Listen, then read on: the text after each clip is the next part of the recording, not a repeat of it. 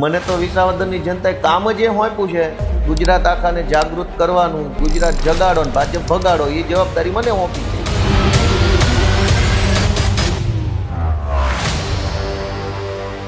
પણ આપણે વાત કરી કે અત્યારે ગુજરાત સરકારે હમણાં જ ખેડૂતો માટે જે રાહત પેકેજ જાહેર કર્યું છે, એ વિશે એને કેવી રીતે જુઓ છો? એ મજાક પેકેજમાંથી જો ખેડૂતોને ખરેખર જે આ સહાય મળશે, એ સહાયથી ખેડૂત આત્મહત્યા કરવા માટેની દવા ખરીદી શકે એટલા રૂપિયા મળશે.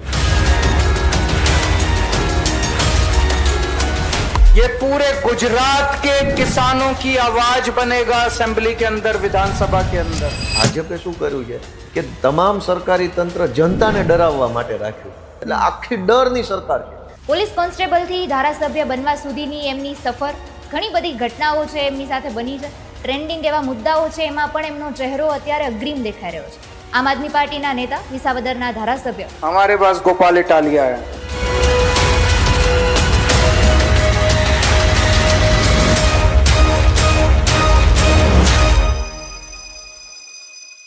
દિલ્હીમાં જે પરિણામમાં પલટો આવ્યો, એ પલટો શું કામ આવ્યો? વોટ ચોરીના કારણે ઉત્તરાખંડના અને દિલ્હીના અનેક હોદ્દેદારો બિહારની મતદાર યાદીમાં નામ ચડાવી દીધું ને મતય આપ્યો, હજારોની સંખ્યામાં. કોઈ પણ નેતા જ્યારે વાત કરે ને ત્યારે એવું થાય છે કે આ લોકો બોલીને જતા રહેશે, પણ પરિણામ ક્યારે મળશે એમ. તો એ પરિણામ વિશે આપનું શું કહેવું કે ખરેખર ખેડૂતોને નિરાકરણ ક્યારે મળશે? આમ આદમી પાર્ટીની સરકાર આવે ત્યારે. એટલે ભાજપ હિન્દુઇઝમ તરફ ઝૂકેલું છે, એ વાત શું લાગે છે તમને? ભાજપ કોન્ટ્રાક્ટરિઝમ તરફ ઝૂકેલું છે. કટકીઇઝમ, બુટલેગરિઝમ, ડ્રગિઝમ છે, કડદાઇઝમ, આ તરફ ભાજપ વધારે ઝૂકેલું. જો ગોપાલ ઇટાલિયા મુખ્યમંત્રી બને છે તો પરિસ્થિતિ શું હશે? અમે એવું કામ કરવા માંગીએ છીએ કે આ ગુજરાતમાં 500 મુખ્યમંત્રી બની જાય ને તો નામ ગોપાલ ઇટાલિયાનું સમાજને યાદ રહેવું છે કે આ ભાઈ આ કામ કરતો હતો. તમે એવડા મોટા વિઝન ઉપર બનશું, જ્યાં ભગવાનને જનતા બનાવશે ત્યારે એ અલગ વિષય છે. તો અમે એ વ્યવસ્થા કેમ બને એની લડાઈ લડી રહ્યા છીએ. એમાં મુખ્યમંત્રી એક માઇલસ્ટોન હોઈ શકે પણ ડેસ્ટિનેશન પોઈન્ટ નથી.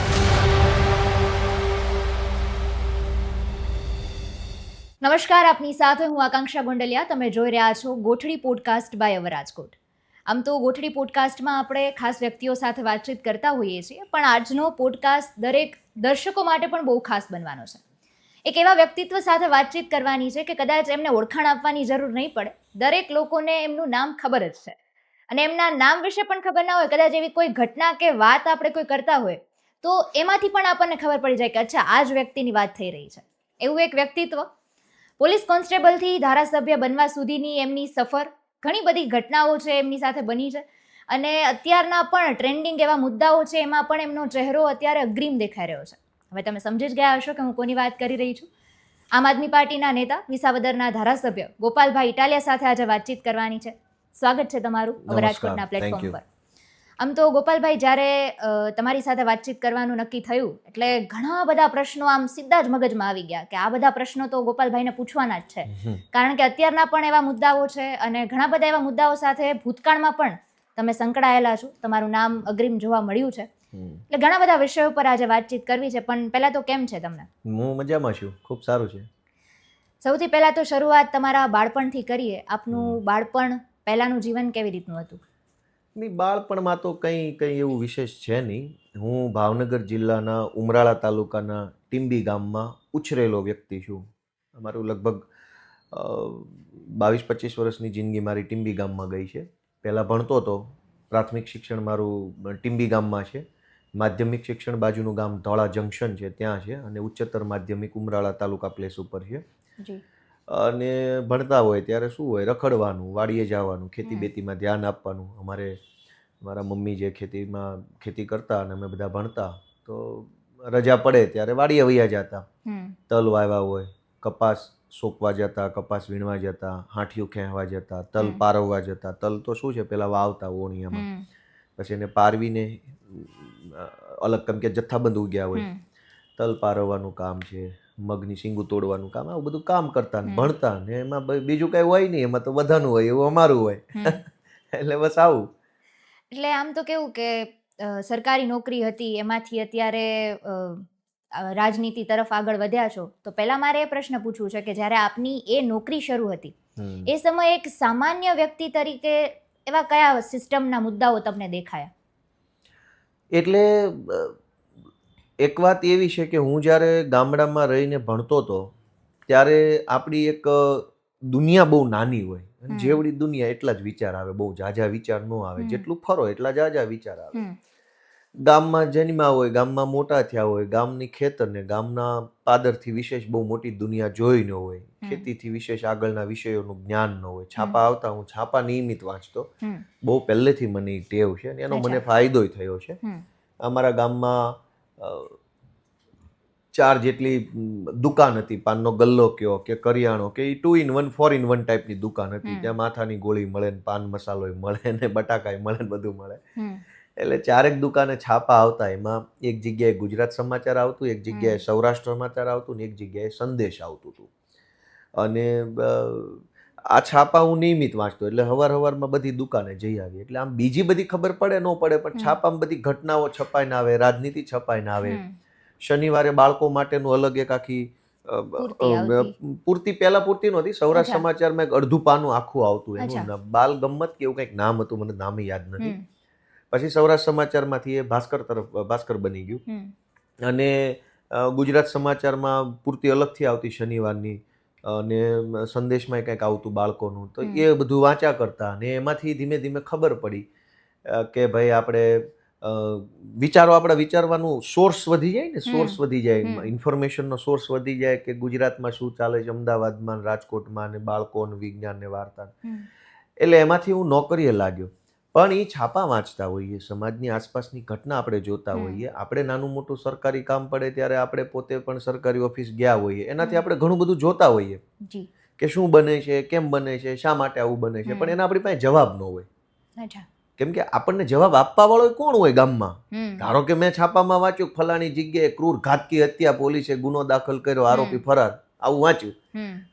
હવે આનો પ્રશ્ન મનમાં આવ્યો કે આરોપી ફરાર કેમ થઈ ગયા ભાઈ, પોલીસે કેમ ન પકડ્યા, ઘાતકી હત્યા કેમ થઈ ગઈ, આવી વાતમાં શું કામ હત્યા કરી? 100 પ્રશ્નો ઈ વખતે મનમાં આવ્યા હોય તો પૂછવાના કોને? કોઈ જવાબ દેવા વાળું હોવું જોઈએ ને. અને એવું કરતા કરતા વિચારો વધતા ગયા. હું સરકારી નોકરીમાં લાગ્યો એટલે મને અમદાવાદમાં પોસ્ટિંગ મળ્યું. જુનાગઢ મારી ટ્રેનિંગ થઈ 1 વર્ષની, અને અમદાવાદ પોસ્ટિંગ મળ્યું એટલે બહુ વિશાળ દુનિયા હારે હું જોડાણો.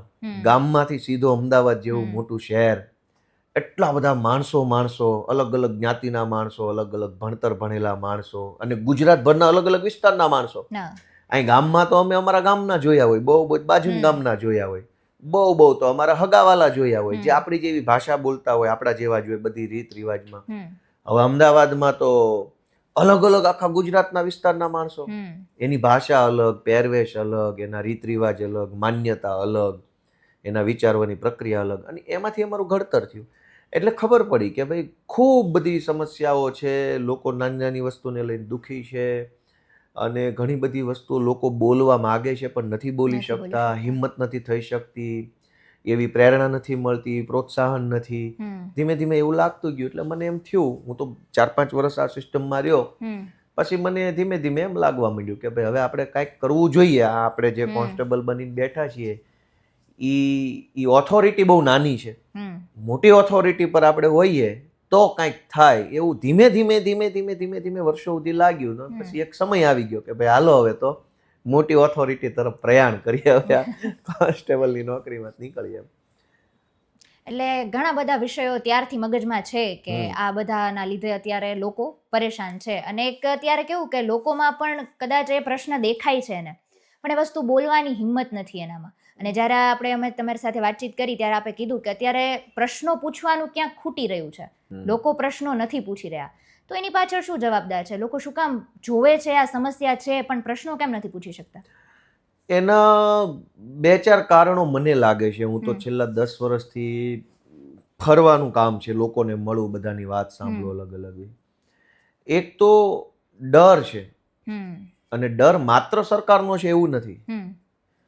ડર, એક તો સરકારનો ડર તો છે જ છે કે ભાઈ હું બોલીશ તો મારું કંઈક થઈ જશે, નુકસાન થઈ જશે, અથવા મને નોકરી નહીં મળે, મને નોકરીમાંથી કાઢી મૂકશે, મને આ નહીં થાય, મને એવો ડરના કારણે લોકો ગમે તેટલું ખોટું થતું હોય ને તો જોઈ રહેશે. એક થઈ ગયો સરકારનો ડર. એક થઈ ગયો સમાજનો ડર કે સમાજ મને શું કહેશે. હમ જેમ કે આપણી જ્ઞાતિના કોઈ આગેવાનો હોય ને જ્ઞાતિની અંદર જ તે ખોટું કરતા હોય, હું બોલીશ તો મારી જ્ઞાતિમાંથી મને કોઈક રોકટોક કરશે કે તું આપણી જ્ઞાતિનો છે, શું કામ બોલે છે. હા તો સરકારનો ડર વત્તા સમાજનો ડર હમ વત્તા કુટુંબનો ડર, પરિવારનો પોતાનો, હમ. કે ભાઈ હું કંઈક બોલીશ તો મારા પપ્પા કે મમ્મી એમ કહે છે કે તું શું કામ લપ કરે છે આમાં, તારે શું લેવા દેવા છે. હમ એટલે એક પ્રકારની કેરલેસનેસ, જી જેને કહેવાય બેદરકારી ઉર્ફે ગંભીરતા, બિનગંભીરતા, હમ કે પરિવારે એવો આગ્રહ રાખે કે આપણા ગામમાં રોડ તૂટલો છે અને હું બોલ્યો તો મારા મમ્મી પપ્પા કાકા એમ કે તારે શું લેવા દેવા છે, રોડ તૂટલો છે તો આખા ગામનો તૂટલો છે, તું શું કામ દોઢો થાય, ઓલા સરપંચના ફોન આવે છે મને. સાચી વાત છે. એટલે સરકારનો વત્તા સમાજનો વત્તા કુટુંબનો ડર, આ ત્રણ ડરના કારણે લોકો બધી જ વસ્તુમાં કોઈ સ્ટેન્ડ લેવાના બદલે ઇગ્નોર કરે છે, છોડો જે હોય મારે શું લેવા દેવા છે. અને એક છે લોભ અથવા લાલચ અથવા જૂઠી આશા, કે હું નહીં બોલું તો મને આ મળી જશે, પછી જેનું જે થવું હોય થાય. ઓકે એક એવો એક ભ્રમ છે ભ્રમ છે. દરેક માણસને, હું નહીં બોલું.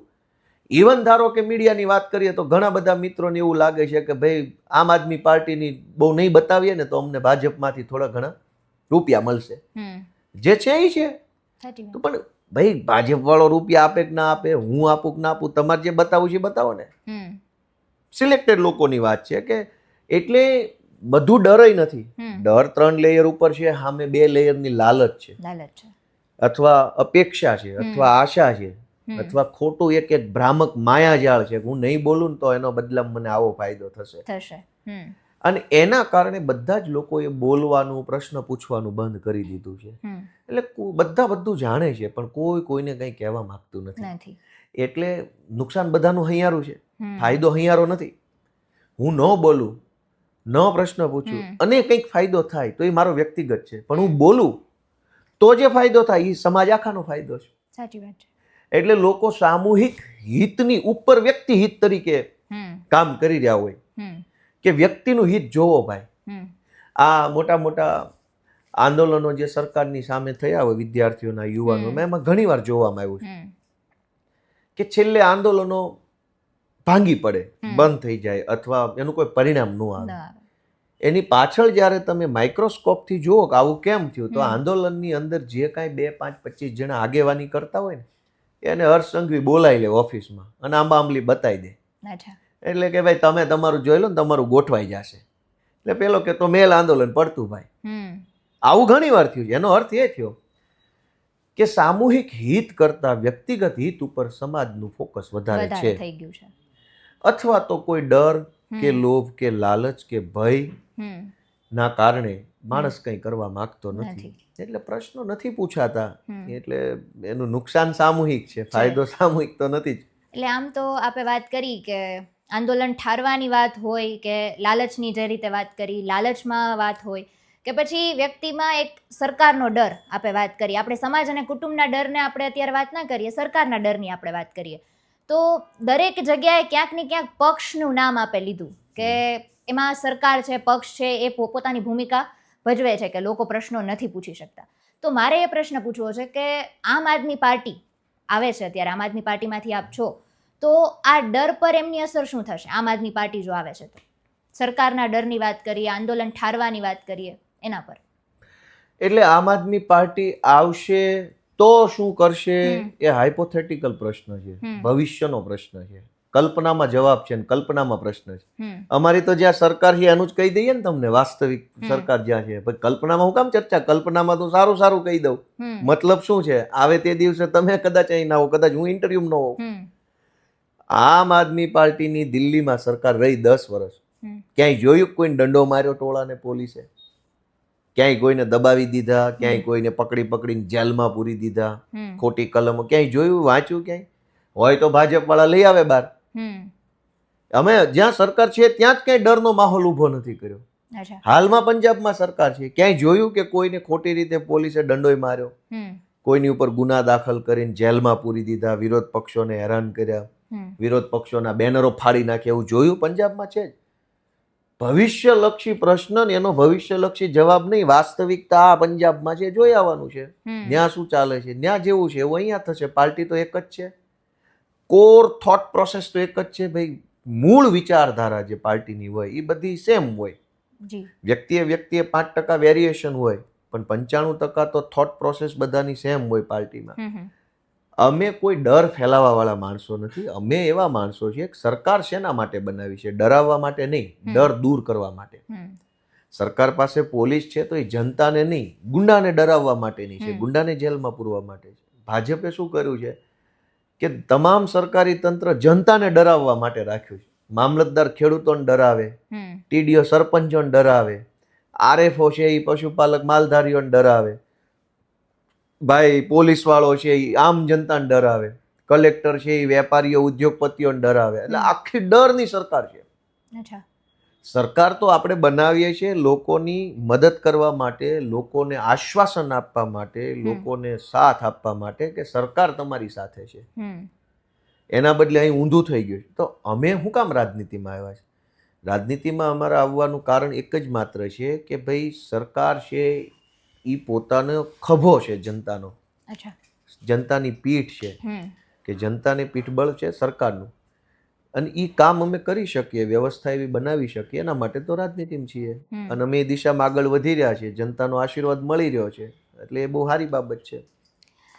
આપે વાત કરી કે આમ તો ખેતી સાથે પણ આપનો પરિવાર જોડાયેલો હતો, એટલે ખેતી વિશેની માહિતી પણ આપને છે, અને એમાં પણ અત્યારે ખેડૂતોના મુદ્દાને લઈને વિપક્ષની વાત કરીએ કે પક્ષની વાત કરીએ, બંને તરફથી અત્યારે પૂરા પ્રયાસો થઈ રહ્યા છે ખેડૂતોના પ્રશ્નોનું નિરાકરણ કરવા માટે.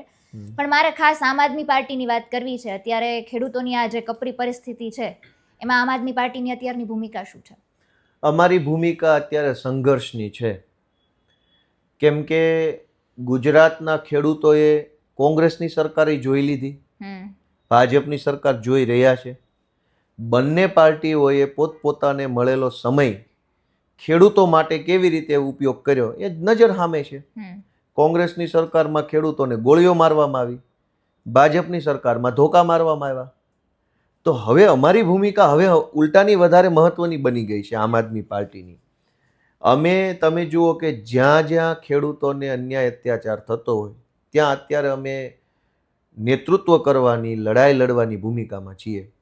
ગુજરાતમાં ખેડૂતોના હમણાં બનેલા 7-8 મહત્વના પ્રશ્નો હું તમને કહું તો, એક કે અષ્ટમ સરકારી યોજનાના નામે ખેડૂતોની જમીન પડાવી લેવાનું આખા રાજ્યમાં હાલી રહ્યું છે. ટ્રાન્સમિશન લાઈનો નીકળે, ઇલેક્ટ્રિસિટી જેટકોની લાઈનો નીકળે, ક્યાંક રોડ નીકળે, ક્યાંક નેશનલ હાઈવે નીકળે, ક્યાંક કેનાલ નીકળે, મન ફાવે એવી રીતે ખેડૂતોની જમીન પડાવી લે છે. તો અમારી ક્ષમતા પ્રમાણે અમે એ મુદ્દામાં લડાઈ આપીએ છીએ. ટ્રાન્સમિશન લાઈન, રોડ કે કેનાલના નામે ખેડૂતની જમીન પડાવી લે એમાં. ટીપી હમણાં બહુ નીકળવા માંડ્યા, જ્યાં હોય ત્યાં ટાઉન પ્લાનિંગના નામે ખેડૂતોની જમીન પડાવી લેવામાં આવે છે.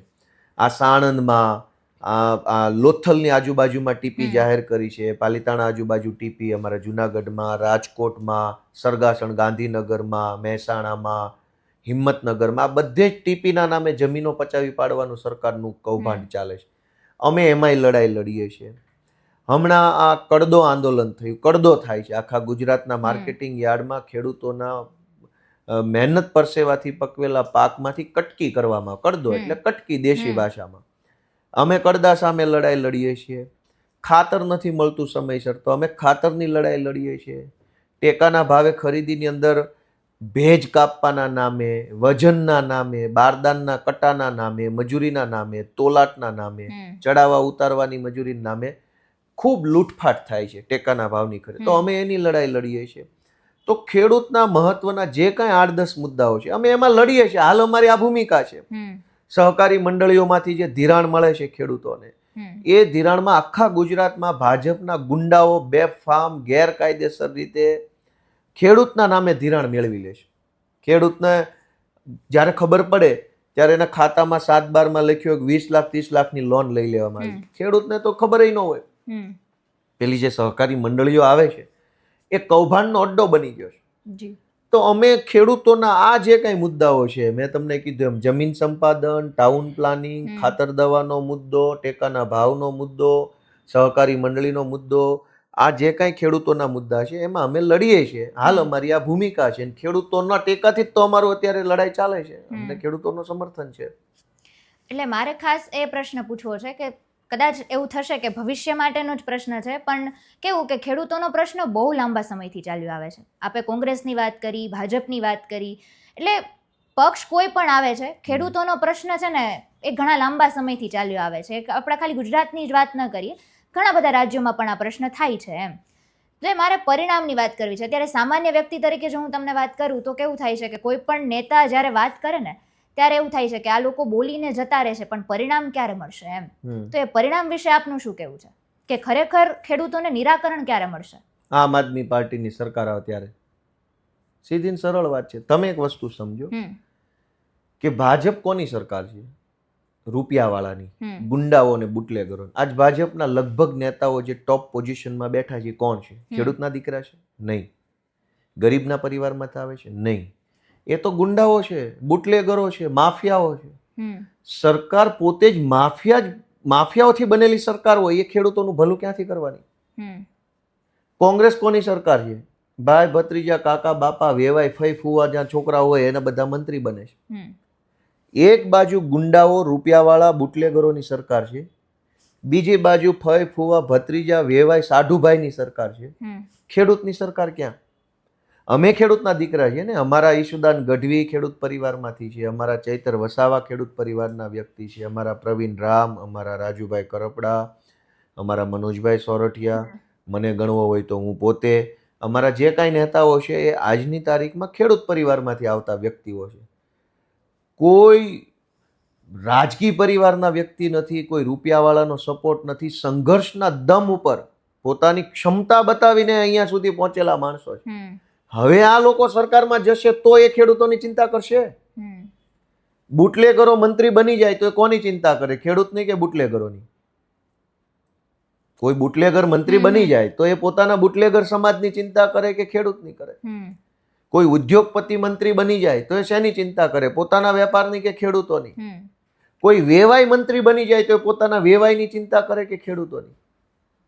તો કોંગ્રેસની સરકાર હોય તો વેવાય મંત્રી બને છે, જમાઈ મંત્રી બને છે. ભાજપની સરકાર હોય તો બુટલેગરો અને ગુંડા મંત્રી બને છે. આમાં ખેડૂત ક્યાં?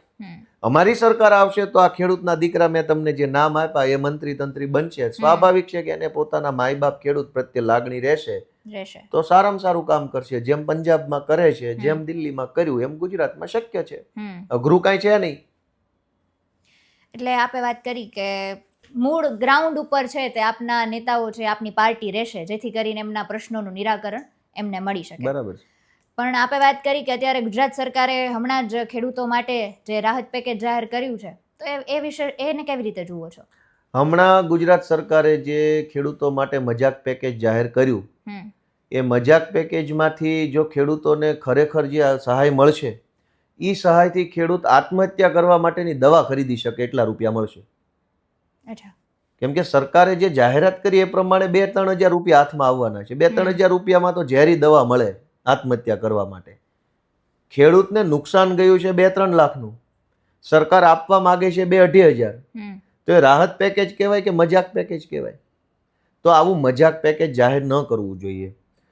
હમણાં ભાજપના બધા જ મંત્રીઓ ખેતરે ખેતરે ફોટો પડાવવા ગયા હતા અને એવું કહેતા હતા કે અમે ખેડૂતોને થયેલા નુકસાનને જોવા ગયા છીએ, સર્વે કરવા ગયા. અને મંત્રી પોતે કેબિનેટ મંત્રી. અત્યારે જે કૃષિ મજાક પેકેજ જાહેર કરવામાં આવ્યું છે એની અંદર સરકારે મજાકની એવી જોગવાઈ કરી છે કે 2 હેક્ટરની મર્યાદામાં સહાય આપવામાં આવશે. તો તમારા મંત્રી જ્યારે ખેતર ઉપર જોવા ગયા ત્યારે એને શું જોયું? ખાલી 2 હેક્ટરમાં જ વરસાદ ન પડ્યો છે અને બાકીનું બધું બરાબર છે? તમારા મંત્રીએ શું જોયું? શું ત્યાં કોઈનું 10 હેક્ટરનું ખેતરમાં ફોટો પડાવવા મંત્રી ગયા અને એને જોયું તો એને એવું લાગ્યું કે ખાલી 2 હેક્ટરમાં જ માવઠું આવ્યું છે, બાકીમાં માવઠું નથી. આખા ગુજરાતમાં માવઠું આવ્યું, આખા ગુજરાતની જમીનો બરબાદ થઈ ગઈ, પાક બરબાદ થઈ ગયો. 10 વીઘાનું ખેતર હોય તો 10 વીઘામાં નુકસાન ગયું, 20 વીઘાનું ખેતર હોય તો 20માં નુકસાન ગયું. તો સરકારના મંત્રીએ નજરે જોયું કે આખું ખેતર બરબાદ થઈ ગયું છે, તો પણ સરકારે નક્કી એવું કર્યું કે 2 હેક્ટરની મર્યાદામાં સહાય મળશે.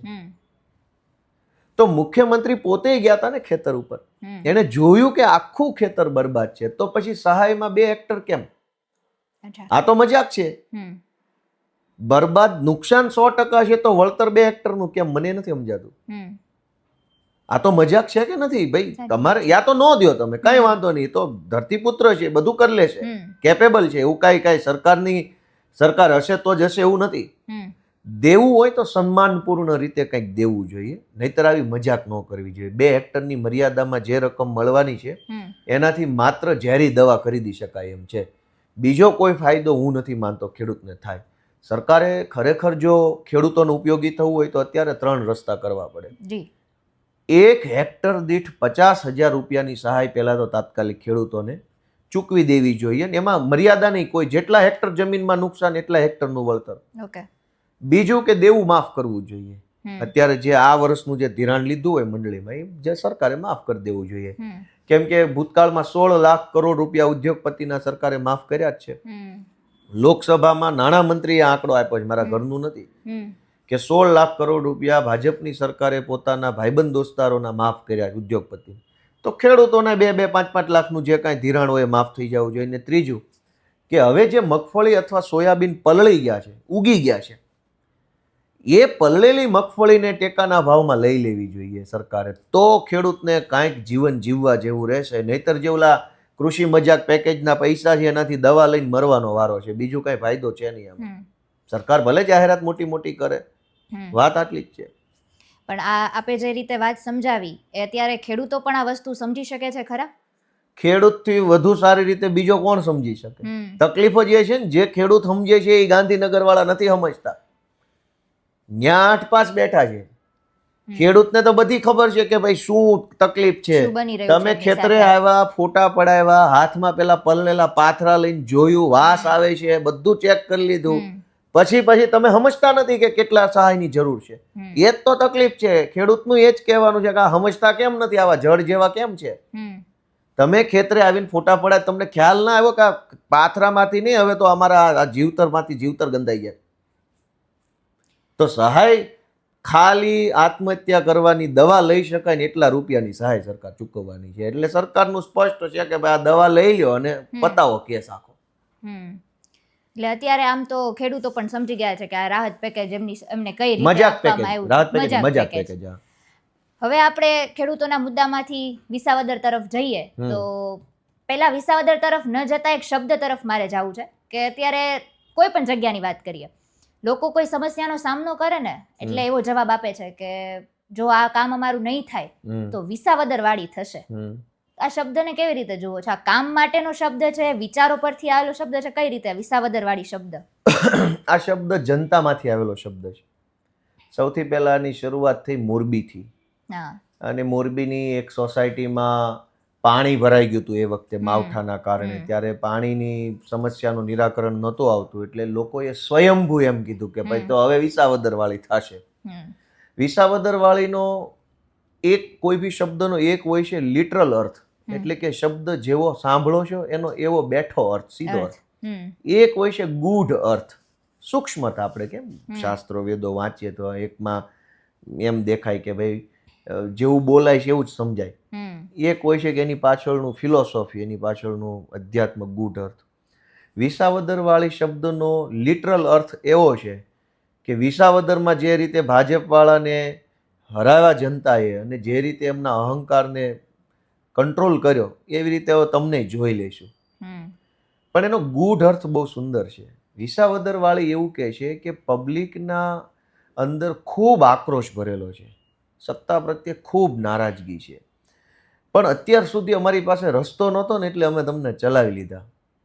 હવે તમારે જો અમારો મત જોતો હશે તો કામ કરવું પડશે, નહીતર પછી તમે મળો હામાં અમને, અમે જોશું તમને કેમ જીતો છો એમ. તમારી વિશ્વની કહેવાતી મોટી પાર્ટી, તમારા પેજ પ્રમુખો, કેડર બેજ બધાને હવાનો કાઢી નાખે કહેજો ને. વિસાવદર વાળીનો અર્થ આ છે કે તમારી કેડર બેજ ને શિસ્તબદ્ધ વિશ્વની એ બધું એટલે હતું કે અમે તમને મત દેતા. હવે મળો કાકા હામાં, એટલે તમને બતાવીએ કેવું કેડર બેચ છે ને કઈ વિશ્વની શિસ્તબદ્ધ પાર્ટી છે. તમારી શિસ્તના ડૂચાનો કાઢી નાખે કહેજો. એટલે એનો ગૂઢ અર્થ એમ છે કે લોકોમાં એવડો આક્રોશ છે કે તમે શું સમજો છો અમને, અમે તમને મત આપીએ એટલે તમે અમને આવું સમજો છો, આવો હામાં મળો, હાલો આવતી ચૂંટણી. આ એનો ગૂઢ અર્થ છે. ને લિટરલ અર્થ એ છે કે ભાઈ અહંકાર મૂકો ને છાનામાના કામે વળગો. અચ્છા, એટલે લોકો જાગૃત બની ગયા છે. બનવું જ જોઈએ, બની રહ્યા છે. અને મને તો વિસાવદરની જનતાએ કામ જ એ હોંપ્યું છે ગુજરાત આખાને જાગૃત કરવાનું, ગુજરાત જગાડો ને ભાજપ ભગાડો, એ જવાબદારી મને સોંપી છે.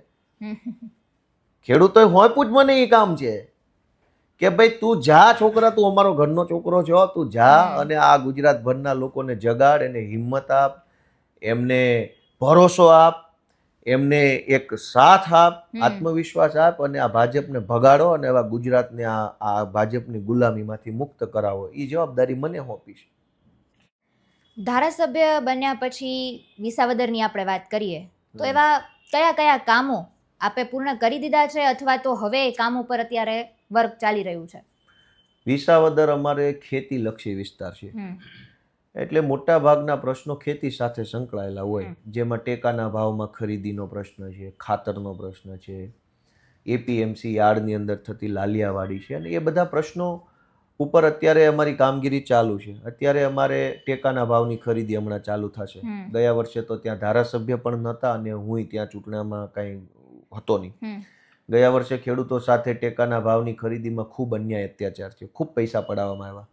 આ વખતે અમે ટીમ બનાવી છે. મેં પોતે પણ બધી રીતે ચર્ચાઓ જેની હાથે કરવાની અધિકારીઓ હોય કે જે કંઈ આ સિસ્ટમમાં સંકળાયેલા બધા ચર્ચા કરી છે કે ભાઈ ખેડૂતો સાથે અન્યાય થવો જોઈએ નહીં. જેણે મહેનત કરીને પાક પક્યો છે એના પાક જ્યારે વેચવા માટે ટેકાના ભાવમાં આપવા માટે જાય ત્યારે એની પાસેથી અલગ અલગ રીતે રૂપિયા પડાવે છે, એ થવું ના જોઈએ અને એની અમે તકેદારી લીધી છે. આ સિવાય નાના મોટા પ્રશ્નો છે જે રેગ્યુલર છે કે કોઈ ગામમાં બ્લોક નથી, કોઈ ગામમાં રોડ નથી, ક્યાંક ગટર નથી, ક્યાંક શાળાનો ઓરડો, ક્યાંક દવાખાનું, ક્યાંક શમશાન, ક્યાંક પુલિયું, ક્યાંક ધાબી. એ રૂટીન પ્રશ્નો જે છે એ હું જ્યારે ઓફિસે બેસું, હું મહિનામાં 4 વખત મારી ઓફિસે સવારથી સાંજ સુધી લોકોને મળું છું.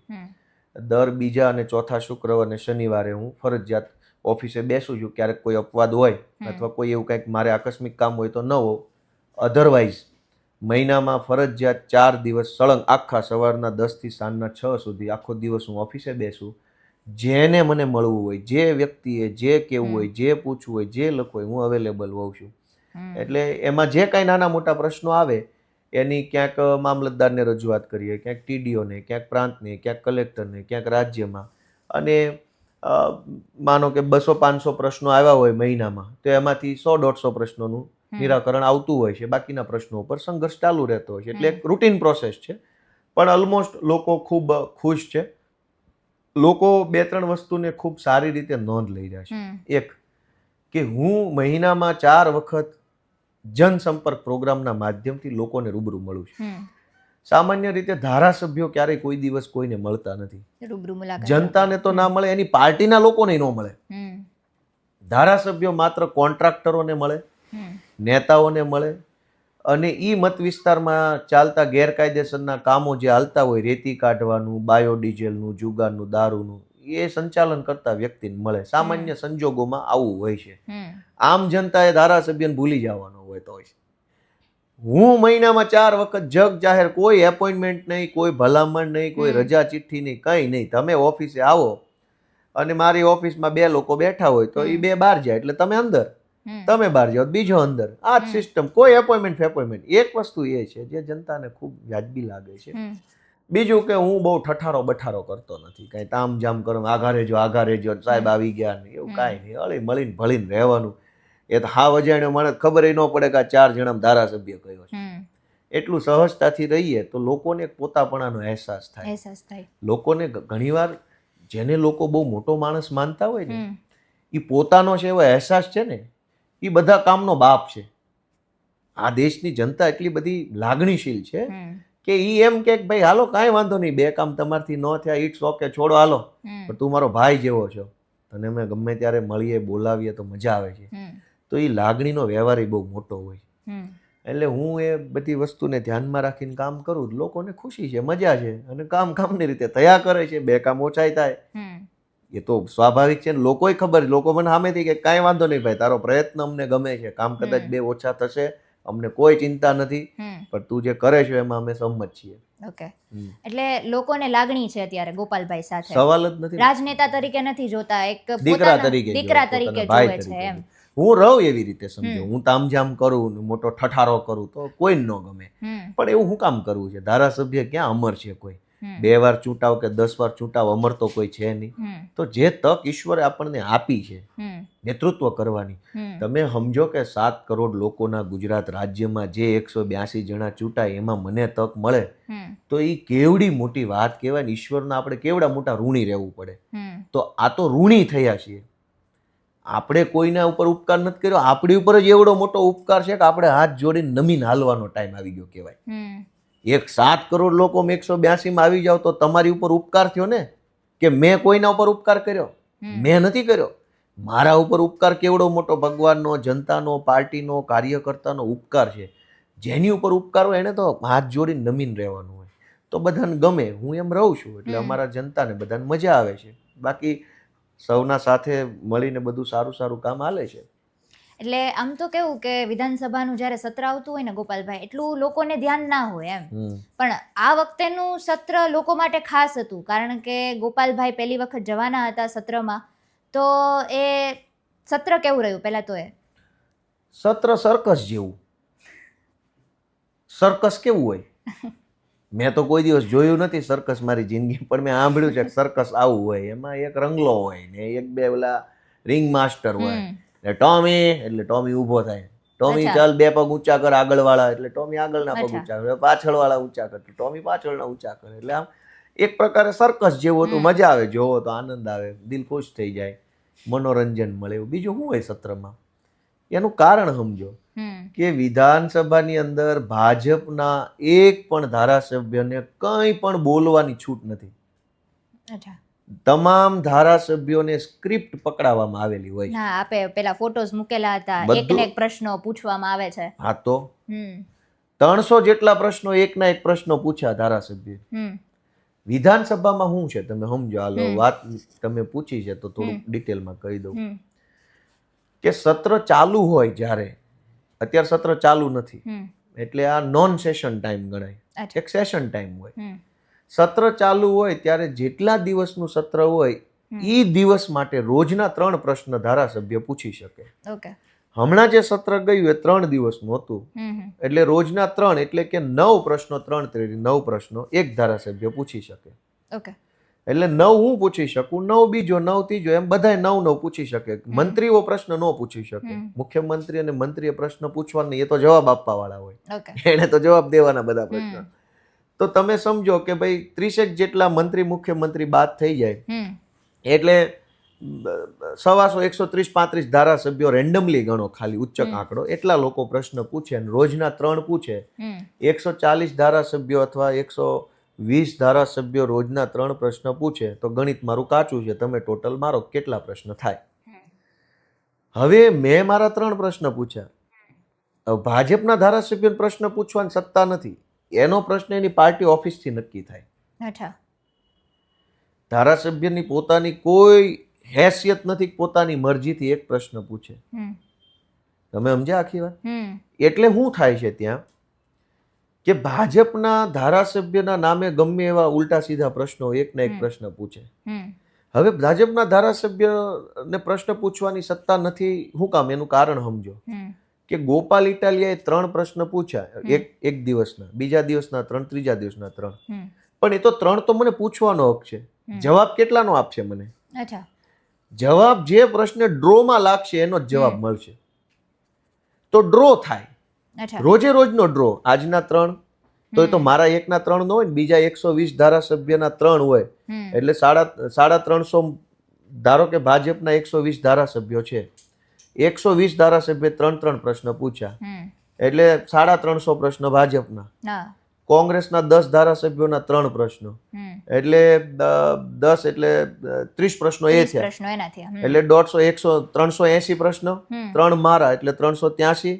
અમારી પાર્ટીના બીજા 10 પ્રશ્નો ધારાસભ્યો એટલે 400 પ્રશ્નો સમજીને ચાલો એક દિવસમાં. 3 મારા, 350 ભાજપના પ્રશ્નો અને બાકીના એમ કહીને 400 પ્રશ્નોનો ડ્રો થાય. એ ડ્રોમાં 1 થી 10માં જે પ્રશ્ન આવશે એનો જવાબ મળે. અરે બાપા!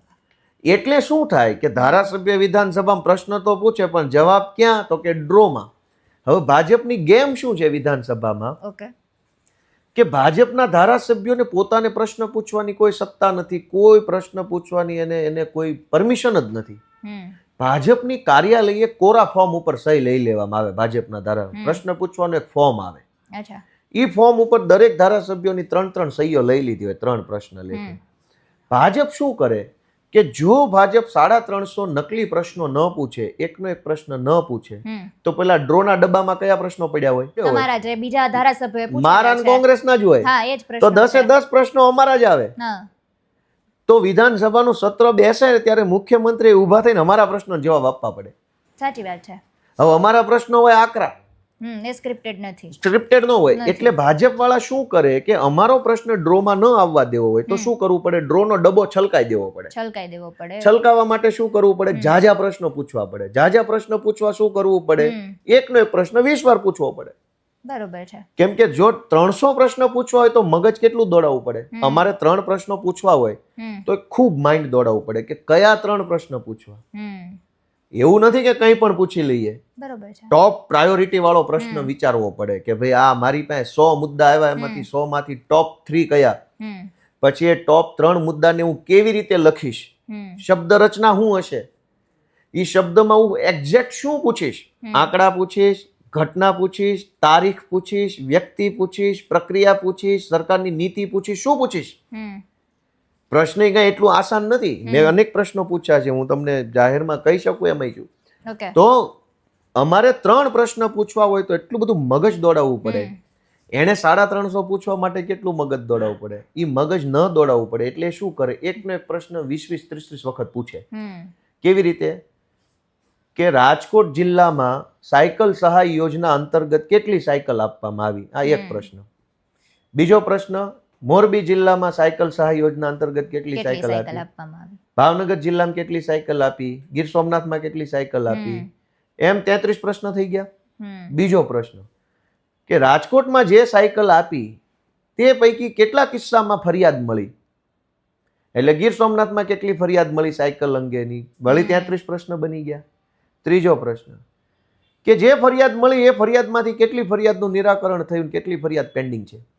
વળી 33 પ્રશ્ન થઈ ગયા. એટલે 90 પ્રશ્નો તો આ થઈ ગયા. આવી રીતે 90 પ્રશ્નો શું કામ પૂછે છે? પેલો ડબ્બો છલકાવવા. ડબ્બો શું કામ છલકાવવો છે? ગોપાલ ઇટાલિયાનો નંબર ડ્રોમાં નો આવે. અને મારા ખરેખર મેં 9 પ્રશ્નો પૂછ્યા, મારો એક ડ્રોમાં નો આવ્યો. એક પણ પ્રશ્ન નો આવે ને. 350, 450 પ્રશ્નો ભાજપના હોય ડબ્બામાં. એકચ્યુઅલી ડિજિટલ ડ્રો થાય છે, પણ એ એક ડબ્બો એમ સમજવા માટે ડબ્બો ડિજિટલ થાય તો 400 એના હોય ને અમારા 20 હોય. તો 400 જે ડબ્બામાં 400 ચિઠ્ઠી ભાજપની 20 ચિઠ્ઠી વિપક્ષની પડી હોય એમાં હાથ નાખીને ચિઠ્ઠી ખેંચો તો કઈ ચિઠ્ઠી આવે? સંભાવના કઈ છે? ભાજપની વધારે છે. આ તો આવા નકલી પ્રશ્નો, બોગસ પ્રશ્નો, વાહિયાત પ્રશ્નો, ફેક પ્રશ્નો પૂછીને ડબ્બો છલકાઈ દે. જેની માહિતી કદાચ લોકો જાતે આરટીઆઈ કરીને કે પૂછીને પણ પ્રશ્નોનો જવાબ મળી શકે એવા પ્રશ્નો ત્યાં પૂછાય છે. એમ જે પ્રશ્નનું વિધાનસભામાં કઈ મહત્વ જ નથી. હવે એક પ્રશ્ન આ વખતની વિધાનસભામાં શું હતું? બધા જ જિલ્લાનો પ્રશ્ન હતો કે ભાઈ કોઈ પણ માલ સામાનના પેકેટ ઉપર એની જે વેચાણ કિંમત લખી હોય એમાં છેડછાડ કરીને વધુ વેચાણ કિંમતે માલ વેચતા હોય એવા કેટલા વેપારી પકડાયા? એટલે કે પાર્લે બિસ્કિટ ઉપર 5 રૂપિયા લખ્યું હોય અને પાર્લે 6 માં વેચતા હોય એવા કેટલા પકડાણા? હવે આ કોઈ વિધાનસભાનો પ્રશ્ન છે? આ તો ખબર જ છે, બધા હાઈવે ઉપર સરકારી બસો જ્યાં ઊભી રહે છે ત્યાં 5 રૂપિયા વાળું પાર્લે 10 માં જ મળે છે. કોઈની મજાલ છે પકડે? પણ એવા પ્રશ્ન થોડા વિધાનસભામાં પૂછવાના છે. મેં વિધાનસભામાં શું પૂછ્યું? મેં એમ પૂછ્યું કે ભાઈ આખા ગુજરાતના રોડ તૂટેલા છે તો એમાંથી કેટલા રોડ ગેરંટી પીરિયડ દરમિયાન તૂટી ગયા? રોડ નવો બન્યો હોય તો સરકારના નિયમ પ્રમાણે ગેરંટી પીરિયડ આવે, 5 વર્ષનો, 3 વર્ષનો, 7 વર્ષનો. તો મેં એમ પૂછ્યું કે આખા ગુજરાતના કુલ કેટલા રોડ ગેરંટી પીરિયડ દરમિયાન તૂટ્યા? ગેરંટી પીરિયડમાં જે રોડ તૂટ્યા એના કોન્ટ્રાક્ટરો વિરુદ્ધ શું કાર્યવાહી કરવામાં આવી? મને એનો જવાબ આપો. આ મારો પ્રશ્ન હતો. ભાજપનો પ્રશ્ન શું છે કે પેકેટ ઉપર કિંમત લખ્યો એનાથી વધુ કિંમતે વેચતા કોણ પકડાણા? અરે કાકા, તમે ધારાસભ્ય છો કે શું છો તમે?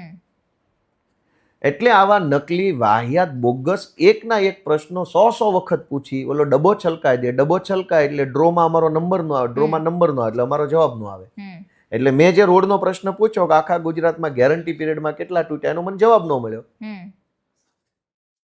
એ સિવાય પણ એટલે તમે મને કીધું ને સત્રમ કેવું લાગ્યું? આવું સર્કસ. અચ્છા, સ્ક્રિપ્ટેડ પ્રશ્નો, ચારો તરફ સ્ક્રિપ્ટ. એ તો જ્યારે આપે ફોટોઝ મૂક્યા હતા સ્ક્રિપ્ટેડ પ્રશ્નોના ત્યારે પણ લોકોને પહેલી વખત ખબર પડી કે અચ્છા આવું બધું પણ સત્રમાં ચાલે છે. એમ કારણ કે આ રીતનો ખુલાસો પહેલા લોકોને નહોતી ખબર કે આવી રીતના અરે પ્રશ્નો 400 પૂછાય છે. 400 સ્ક્રિપ્ટેડ પ્રશ્નો, એકનો એક પ્રશ્ન 100 વખત પૂછાય છે. અચ્છા, એનો અર્થ એ થયો કે ધારાસભ્ય પ્રશ્ન નથી પૂછતા, નક્કી કરેલા પ્રશ્નો ફોર્મ છે. ઉપર સહી લઈ લેવામાં આવે છે અને એ ફોર્મ નાખે, હમ, સબમિટ કરાવે, એટલે એ પ્રશ્ન કોનો ગણાય? હું તમારી સહી લઈ લઉં ફોર્મ ઉપર હા, અને એ ફોર્મ હું ગાંધીનગર આપું, તો પ્રશ્ન મારો ગણાય કે તમારો ગણાય? સહી તમારી છે, મારી સહી છે. હા, તમે કોરા ફોર્મ પર સહી કરી દીધી એટલે નામ તો તમારું છે, એટલે પ્રશ્ન લખ્યો તો મારો મેં છે. હમ, હવે મારે પ્રશ્ન પૂછવો છે એટલે નથી પૂછ્યો, ડબ્બો છલકાવા પૂછ્યો. તો ડબ્બો છલકાવા માટે તો ગમે તે ફાલતુ વાત જ પૂછવાની હોય. અને મને કહી દીધું છે કે સહી કરી નાખવાની છે એમ. એ તો એટલે ભાજપના એક પણ ધારાસભ્યને પોતાના મત વિસ્તારનો પ્રશ્ન પૂછવાની બિલકુલ છૂટ નથી. હમ, સિંગલ પ્રશ્ન ન પૂછી શકે કોઈ પણ માણસ, હમ, એક શબ્દ ન પૂછી શકે. હાવ બકવાસ ફાલતુ પ્રશ્નો પૂછે કે ફલાણા જિલ્લાની અંદર વિધવા સહાય હેઠળ કુલ કેટલી અરજીઓ મળી, હમ, એટલે બધા જિલ્લાનો એવો પ્રશ્ન હોય. શું કામ? કે પ્રશ્ન લખવા માટે તમારે મગજ દોડાવવું પડે ને. હમ, મગજ દોડાવવાનું નથી કે એક્ઝેક્ટ પિન પોઈન્ટ કયો પ્રશ્ન પૂછું. જેમ કે હું પ્રશ્ન પૂછું છું, હું કેવી રીતે પૂછું છું, હમ, મારા મત વિસ્તારના પ્રશ્નો હોય એ તો હું પૂછું જ પૂછું. હમ, એ સિવાય હું ગુજરાતભરમાં ફરું છું તો લોકો મને ખૂબ બધી વાતો કરે. જેમ કે કાલે ગાંધીધામ ગયો તો મીઠું પકવતા ખેડૂતોના આગેવાનો મને મળ્યા, એણે મીઠાને લઈને મને કંઈક કીધું. હમ, હમણાં હું સાતલપુર હતો પાટણના, તો ત્યાંના ખેડૂતો મળ્યા, એને મને કેનાલને લઈને કંઈક કીધું ને ખાતરને લઈને કંઈક કીધું. હમ, એની પહેલા હું ગયો તો ગીર સોમનાથમાં, હમ, ગીર સોમનાથના ખેડૂતોએ મને શેરડી અને ગોળના રાબડા વિશે કંઈક કીધું, ચર્ચામાં જ કંઈક કીધું મને. અમરેલી હતો તો મગફળી સોયાબીન વિશે ખેડૂતોએ મને કંઈક કીધું. તો હું જનસંપર્કમાં લોકો મને જે કાંઈ કહેતા હોય છે એને હું મારી રીતે વિચારી લઉં અને પછી હું એને પ્રશ્નના સ્વરૂપમાં વિધાનસભામાં પહોંચાડું. હમ, હમણાં એક બાબત એવી મારી સામે આવી. હમણાં હું એક જગ્યાએ લગ્નમાં ગયો હતો, હમ, ત્યાં મને કેટલાક સરકારી માણસો મળ્યા. એણે મને એક સરસ માહિતી આપી કે ભાઈ ગુજરાતમાં સરકારી દવાખાનાઓમાં જરૂર પડતી જે દવાઓ છે એની ખરીદીમાં ભયંકર ભ્રષ્ટાચાર હાલે છે. ભયંકર એટલે અનબિલીવેબલ. મેં કીધું કેવી રીતે? એણે એવું કીધું કે ધારો કે એક્સ નામની ગોળી છે, એની દર વર્ષે ગુજરાતમાં 1 લાખ ટેબ્લેટની જરૂર પડતી હોય એક્સ નામની ગોળીની, તો સરકાર 10 લાખની ખરીદી કરી નાખે છે. અચ્છા, તો મારા ધ્યાનમાં આવ્યું ને આ. હવે 10 લાખની ખરીદી કરે છે એ તો ભ્રષ્ટાચાર છે જ છે. સરકાર પાસે પાછી એક્સ નામની ગોળી મૂકવા માટેના ગોડાઉનની કેપેસિટી 2 લાખ ગોળીની જ છે. તમારી ઓફિશિયલ કેપેસિટી 2 લાખ ગોળીની છે, છતાંય તમે 10 લાખ ખરીદો છો, તો કેવડું કરપ્શન? જરૂર 1 લાખની છે, કેપેસિટી 2 લાખની છે અને ખરીદી 10 લાખની છે. તો હું લોકોના સંપર્કમાં નીકળું ને મને વાતોથી જે કાંઈ જાણવા મળે હું મારા મગજમાં લખી લઉં, ક્યારેક મારા મોબાઈલમાં ટાઈપ કરી લઉં, પછી એને હું મનોમંથન કરીને થોડો ઘણો અભ્યાસ કરીને લાગતા વળગતા અધિકારીઓ કે નેતાઓ કે પત્રકારો હારે વાતચીત કરીને એને વધુ નિરાતે સમજું અને પછી એનો પ્રશ્ન હું વિધાનસભામાં પૂછું છું. પણ ભાજપવાળા સ્ક્રિપ્ટેડ પ્રશ્નો પૂછે છે, કેમ કે ડબ્બો છલકાઈ દેવાનો છે, કેમ કે અમારો પ્રશ્ન ડ્રોમાં નહીં આવવા દેવાનો. જો અમારો આવો પ્રશ્ન ડ્રોમાં આવે કે તમારે 1 લાખ ગોળીની જરૂર હતી 10 કેમ ખરીદી, તો ઊભા થઈને શું જવાબ આપે? એટલે મારો પ્રશ્ન જ ડ્રોમાં ન આવે એટલે પેલી સાયકલના આરા, સાયકલનું ટાયર ને સાયકલની ટ્યુબ ને એવા પ્રશ્નો પૂછ્યા કરે. એટલે પ્રશ્નો પૂછવાનું કોઈ વિષય રહેતો જ નથી એમ. સ્ક્રિપ્ટ. લોકોને એવું લાગે છે કે પોતે કિંમતી મત આપીને જે વ્યક્તિને ચૂંટીને ત્યાં મોકલે છે કે અમારી સમસ્યાનું નિરાકરણ અથવા અમારી સમસ્યા રજૂ કરશે, એ થતી જ નથી અત્યારે એમ. એ સિવાય પણ 1-2 મુદ્દાઓ એવા હતા કે સત્ર દરમિયાન શ્રમ વિભાગને લઈને જે એક વાત કરવામાં આવી હતી, કલાકો વધારી દેવામાં આવ્યા હતા, એ મુદ્દાને લઈને આપે ખૂબ રજૂઆત કરી હતી. તો એ મુદ્દા વિશે શું કહેશો? ગુજરાતની વિધાનસભામાં 8 તારીખે એક બિલ આવ્યું, કારખાના સુધારા અધિનિયમ. 9 તારીખે 9 તારીખે એક વિધેયક રજૂ કરવામાં આવ્યું. એમાં એવી જોગવાઈ કરવામાં આવી કે ગુજરાતની ફેક્ટરીઓમાં જે કામદારો કામ કરે છે એણે 8 નહીં પણ 12 કલાક કામ કરવાનું હવે એમ. એટલે મારું એમાં મેં વક્તવ્ય નોંધાવેલું કે ભાઈ મારે આની ઉપર મારો મત રજૂ કરવો છે, એવું લખાવવું પડે. હું બોલવા ઊભો થયો. સરકારનો નિયમ એવો છે કે જે વિભાગના બિલ ઉપર ચર્ચા સદનમાં હાલતી હોય એ વિભાગના તમામ મુખ્ય અધિકારીઓએ અને અધિકારી ગેલેરીમાં બેસવું પડે. શ્રમ વિભાગ તરફથી કારખાના સુધારા વિધેયક સદનમાં રજૂ થયું ગૃહમાં, એની ઉપર ચર્ચા હાલતી હતી. એટલે એક અધિકારી ગેલેરી બનેલી છે, ઓકે. ત્યાં બધા જ અધિકારીએ ફરજિયાત બેસવું પડે. શું કામ કે કંઈક મહત્વનો પ્રશ્ન આવ્યો, અઘરો પ્રશ્ન આવ્યો, વિપક્ષોએ સરકારને ઘેરી લીધી, તો સરકાર જવાબ કેવી રીતે આપે? અચ્છા. પેલો અધિકારી સરકારને ગાઈડ કરે ને, બધું સરકારને ખબર ના હોય. ના હોય. સ્વાભાવિક છે કે સરકાર એવડી મોટી વિશાળ છે કે બધું મંત્રીને ખબર ન હોય, બહુ સ્વાભાવિક છે. પણ જ્યારે સરકાર ભરાઈ જાય ત્યારે પેલો ગેલેરીમાં બેઠેલો અધિકારી અને મંત્રી બે ચર્ચા કરી શકે અને સંકલન કરીને પછી સરકાર વતી મંત્રી સદનમાં જવાબ આપી શકે, એ માટે અધિકારીએ ત્યાં બેસવાનું હોય. અચ્છા. હવે અધિકારી ત્યાં ન બેઠો હોય તો એને ખબર કેમ પડે કયા મુદ્દે વિપક્ષોએ સરકારને ઘેરી લીધી? તો અધિકારી બેઠો બેઠો સાંભળે કે ગોપાલ ઇટાલિયા શું બોલ્યો ને એ મુદ્દામાં દમ છે કે નહીં, પછી અધિકારી મંત્રીને કે મંત્રી મને જવાબ આપે, વિપક્ષ. અચ્છા. આવી સિસ્ટમ છે. હવે કારખાના સુધારા બિલ આવ્યું ત્યારે હું બિલ ઉપર બોલવા ઊભો થયો. બિલ એવું હતું કે ભાઈ 12 કલાક કામ કરવું પડશે મજૂરોએ.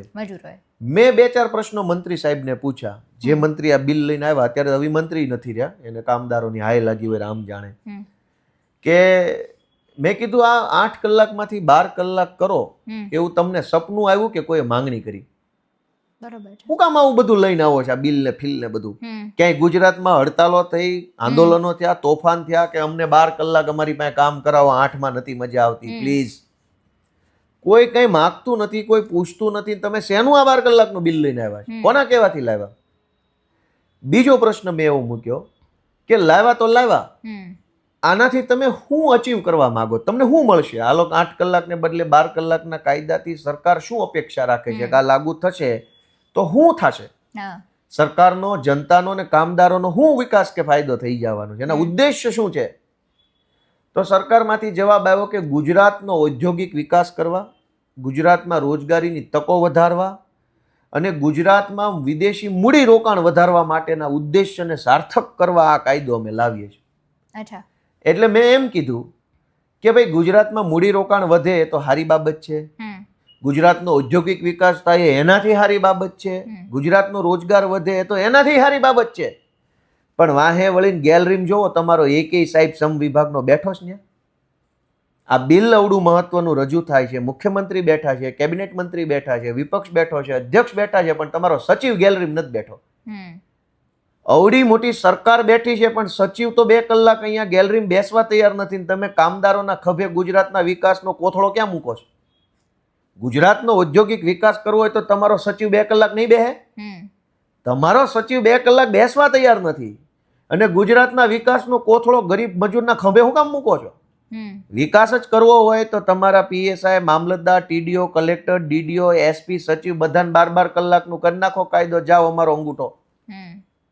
મેં ઓફિશિયલી કીધું કે ગુજરાતના વિકાસ ખાલી મજૂરો પાસે જ કરાવવાનો, તમે નહીં કરો. તમારા મામલતદારો ઓફિસમાં અઠવાડિયામાં 3 દી આવતા હોય તો સારું, ક્યાંક ક્યાંક અમુક જગ્યાએ આવે છે, અમુક જગ્યાએ નથી આવતા. તમારા કલેક્ટરો કામ નથી કરે એમ, તમારા સચિવો, ઉપસચિવો, આરએફઓ, ડીએફઓ, એસીએફ, ડીસીએફ, તમારા ડેપ્યુટી એન્જિનિયર રોડ રસ્તાના, તમારા ડેપ્યુટી એન્જિનિયરો વીજળી વિભાગના, તમારી કોર્પોરેશનની કચેરીઓના સાહેબો તો કામ કરતા નથી અને ગુજરાતનો ઔદ્યોગિક વિકાસ મજૂરો પાસે 12 કલાક કામ કરાવીને કરાવો છે તમારે. આ નો હાલે. મેં એનો વિરોધ કર્યો અને એમાં રંગે હાથ શું પકડાના, બોલો સચિવ બેઠો નહોતો ગેલેરી. એટલે મેં વારંવાર એ વાતનો ઉલ્લેખ કર્યો કે તમારો સચિવ 2 કલાક બેહવા તૈયાર નથી. આ બિલની ચર્ચા હાલે છે, અમે વિપક્ષ રજૂઆત કરીએ, કાલ તમે ભરાઈ જાઓ ક્યાંથી જવાબ લાવશો? તમારો સચિવ 2 કલાક બેહતો નથી, મજૂરો પાસે 12 કલાક કામ કરાવવું છે. શરમ કરો કીધું, આવું ન હોય. એટલે હવે એ તો એની બહુમતી છે. એટલે પણ મેં ત્યારે છેલ્લે મારા વક્તવ્યમાં એવું કીધેલું કે તમે જે મજૂરોના હિતની વાત કરો છો કે આનાથી મજૂરોનું કલ્યાણ થાય, રોજગારી વચ્ચે સર્વાંગી વિકાસ, આમ તેમ, ઠીક છે. આજ બહુમતી છે એટલે મારા બોલાયેલા શબ્દોનું મહત્વ માત્ર રેકોર્ડ ઉપર લખાઈ જાય એટલું જ છે. બાકી હમણાં જ આ બધા બેઠું ટોળું ધપ ધપ ધપ પાટલી થપથપાવશે, બિલ કાયદો બની જશે. પણ ઇતિહાસ તમને યાદ રાખશે, મજૂરો તમને યાદ રાખશે. જે મજૂરના લોહી પરસેવાના મતથી બનેલી સરકાર મજૂરોના હાથ કાપવા માટેનો કાયદો લાવી છે ને, એ જ મજૂરોનો હાથ જ્યારે મતદાનમાં તમારી વિરુદ્ધમાં ઉઠશે ત્યારે તમને સમજાશે કે તમે શું ધંધો કર્યો. અને કેવું કે કદાચ એક વ્યક્તિ તરીકે 8 કલાકનો નિયમ હતો, પણ ઘણી બધી જગ્યાએ 8 કલાકનો નિયમ લાગુ પણ નહોતો થતો. ઓલમોસ્ટ નહીં, હવે એને કાયદેસર કરી દીધું, હવે એને કાયદેસર કરી દીધું છે. ગુનાને સાચી વાત લીગલાઇઝ છે. કર્યો કહેવાય એને. સાચી વાત છે, કારણ કે મજૂર પાસે ક્યારેય એવું થતું જ નહોતું કે આજે તે 8 કલાક કામ કરી દીધું છે, હવે તું ઘરે જઈ શકે. હા, એ ક્યારેય સાંભળવાય નથી જે મળતું એમ. 12 કલાકનો કાયદો ન હતો એટલે ઘણી જગ્યાએ મજૂર સંગઠનો, મજૂરના જે કાંઈ પણ એના બધી સંસ્થાઓ લડાઈ લડતી, હા. અને એમાં એને ક્યારેક ક્યારેક સંસ્થાઓને સામેવાળાને તકલીફ પડતી, ભાજપના મળતિયાઓને. એટલે હવે એને લીગલ કરી દીધો, ગુનાને લીગલ કરી દીધો કે હવે 12 કલાક ઓફિશિયલી કરાઈ શકો. એટલે પેલી મજૂર સંસ્થા સંગઠનો હવે લડવા જેવું જ ના રહ્યું. કોર્ટ કચેરીમાં જવાનો પ્રશ્ન પૂરો થઈ ગયો. પહેલા તો જતા તો કંઈક સાંભળવામાં આવતા, હવે તો જવાનું જ ક્યાં, કાયદો બનાવી દીધો. એટલે મંત્રીમંડળની આપે જે રીતે વાત કરી, પણ પહેલા હું આ મજૂરો વાળો પ્રશ્ન છે ને એ જ થોડો કન્ટિન્યુ રાખવા માંગીશ કે એમની એક સલામતીનો પણ અત્યારે એક બહુ મોટો પ્રશ્ન છે. અત્યારે આ તો એક લીગલાઇઝ કરી દીધું છે એમની કલાકો, એટલે એક શોષણનો બહુ મોટો પ્રશ્ન છે, સલામતીનો બહુ મોટો પ્રશ્ન છે. તો એમાં કયા બદલાવો તમને એવું લાગે છે કે કરવા બહુ જરૂરી છે, અતિ આવશ્યક વસ્તુ બની ગઈ છે અત્યારે મજૂરોને લઈને ખાસ? દરેક વસ્તુના પાયામાં છે ને એક યુનિવર્સલ સિદ્ધાંત છે. વિશ્વના જ્યારે બધા દેશો ભેગા થયા અને એને મજૂરોના કલ્યાણ માટે થઈ અને જ્યારે કંઈક વિચારવાનું નક્કી કર્યું, ત્યારે એક યુનિવર્સલ સિદ્ધાંત નક્કી કરવામાં આવ્યો.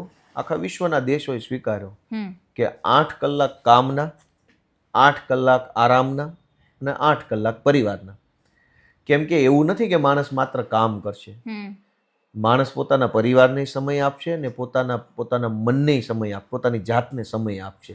કેમ કે માણસે ખુશ રહેવું જરૂરી છે ને. કામ ત્યારે જ થશે જ્યારે માણસ ખુશ હશે, મંદુરસ્ત કહેવાય. 12 કલાક જ્યારે મજૂરો પાસે કામ કરાવીએ છીએ ત્યારે પોતાના પરિવાર માટે પોતાની જાતનો સમય ક્યાં? હું 8 કલાક કામ કરું, પછી 8 કલાક બાકીના જે બચે એમાં હું ગીત સાંભળું, ફિલ્મ જોઉં, મારા મિત્રો સાથે ફરવા જાઉં, ચાની દુકાને બેસું, કંઈ પણ કરું, મજા આવવી જોઈએ. અને મજા આવશે તો બીજા દિવસે સારું કામ થશે. અને બીજું પરિવાર ક્યાં? તો હું એમ માનું છું કે માનસિક રીતે પણ માણસ સ્વસ્થ રહે એના માટેની સરકારે વિચારણા કરવી જોઈએ. તમે જો ફેક્ટરીઓની અંદર એટલો બધો અવાજ આવતો હોય, ધૂળ ઉડતી હોય, ડસ્ટ ઉડતી હોય, માણસ 10 વર્ષ ફેક્ટરીમાં કામ કરે ને તો ફેફસા હળી જાય છે, કામ કરે એવો રહેતો નથી.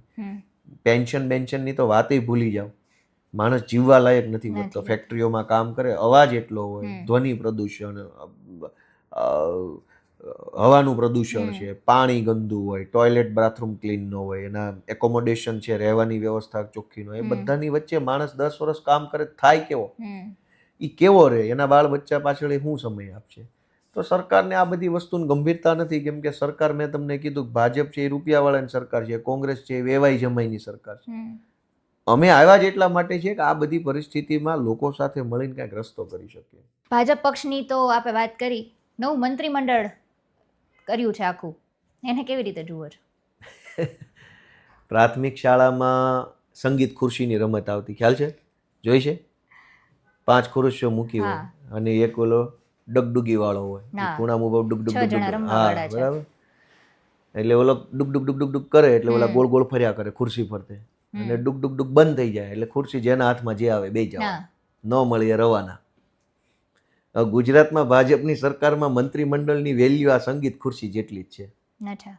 દર 1.5 વર્ષે દિલ્હીથી ડુગ ડુગ ડુગ ડુગ ડુગ કરવામાં એટલે મંત્રી ગોળ ગોળ ફર્યા કરે, બધા ધારાસભ્યો, જેનો વારો આવ્યો ને ગયા. વળી 1.5 વર્ષે દિલ્હીથી ડુગ ડુગ ડુગ ડુગ ડુગ થાય એટલે વળી પાછા વારો આવ્યો ગયા. જેને તમે લાવ્યા એની અંદર શું એવી મહાનતા છે એ ક્યારેય ગુજરાતને જણાવવામાં નથી આવતું. આનંદીબેન વખતથી આ ચાલુ થયું કે આનંદીબેન ગયા પછી મંત્રીમંડળ બદલાણું, પછી પાછું વિજયભાઈ વખતે મંત્રીમંડળ બદલાણું, પાછા વિજયભાઈમાં બીજી વખત મંત્રીમંડળ ભૂપેન્દ્રભાઈ આવ્યા, પાછું આ ત્રીજી વખત, ચોથી વખત બદલાણું.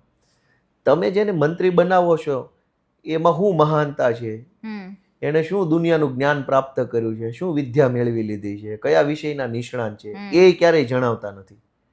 તમે જેને કાઢ્યા એને હું કામ કાઢ્યા એ ક્યારેય કહેતા નથી. તો એનો અર્થ એવો છે કે આ મંત્રીમંડળ નથી, આ સંગીત ખુરશી છે. દિલ્હીથી ડુક ડુક ડુક ડુક થાય એટલે જેનો વારો આવે બે જવાનું, ના આવ્યો રવાના.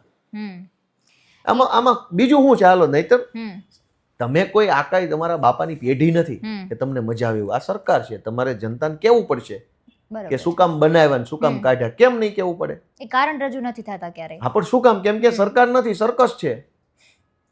તમારી પોતાના માલિકીની પેઢી હોય એમાં તમે જે કરો તે, બરાબર. તમારે એમાં જનતાને જવાબ નથી દેવાનો. તમારી કંપની, ધારો કે આ ગોઠડી પોડકાસ્ટ અવર રાજકોટ હવે છે, રાજકોટ છે, તમને મજા આવે ને રાખો ને તમને મજા આવે ને કાઢી નાખો. એમાં જનતાએ કઈ તમને પૂછવાનું આવવાનું કે ભાઈ આ ભાઈને કેમ કાઢ્યા ને કેમ રાખ્યા? હા, બરાબર છે. પણ સરકાર તો જનતાના મતથી બનેલી છે, બરાબર? એમાં તમે કોને રાખ્યા, શું કામ રાખ્યા, એનામાં શું તમે એવી કલા કારીગરી ભાળી ગયા, એ જણાવવું પડે ને. કાઢ્યા તો શું કામ કાઢ્યા એ કહેવું પડે. તો નથી રાખનાર વ્યક્તિની કંઈક ક્ષમતા કહેતા, નથી કાઢનાર વ્યક્તિની અસક્ષમતા કહેતા. તો આ સરકારને તો શું થયું? એટલે એક ડુગડુગી વાળો છે, એ વાર્તા આવતી પણ ડુગડુગી વાળો. હવે ડુગડુગી વાળો આગળ ચાલે એટલે ઓલું ઉંદરનું ટોળું એની પાછળ હાલતું હતું. ભણવામાં લગભગ મારે ત્રીજા ચોથામાં વાર્તા આવતી હતી. ઉંદરનું એક ટોળું હતું અને આખી વાર્તા યાદ નથી. એમાં ડુગડુગી વાળો ભાઈ આમ જાય એટલે પછી બધા ઉંદર એક દિશામાં જાય.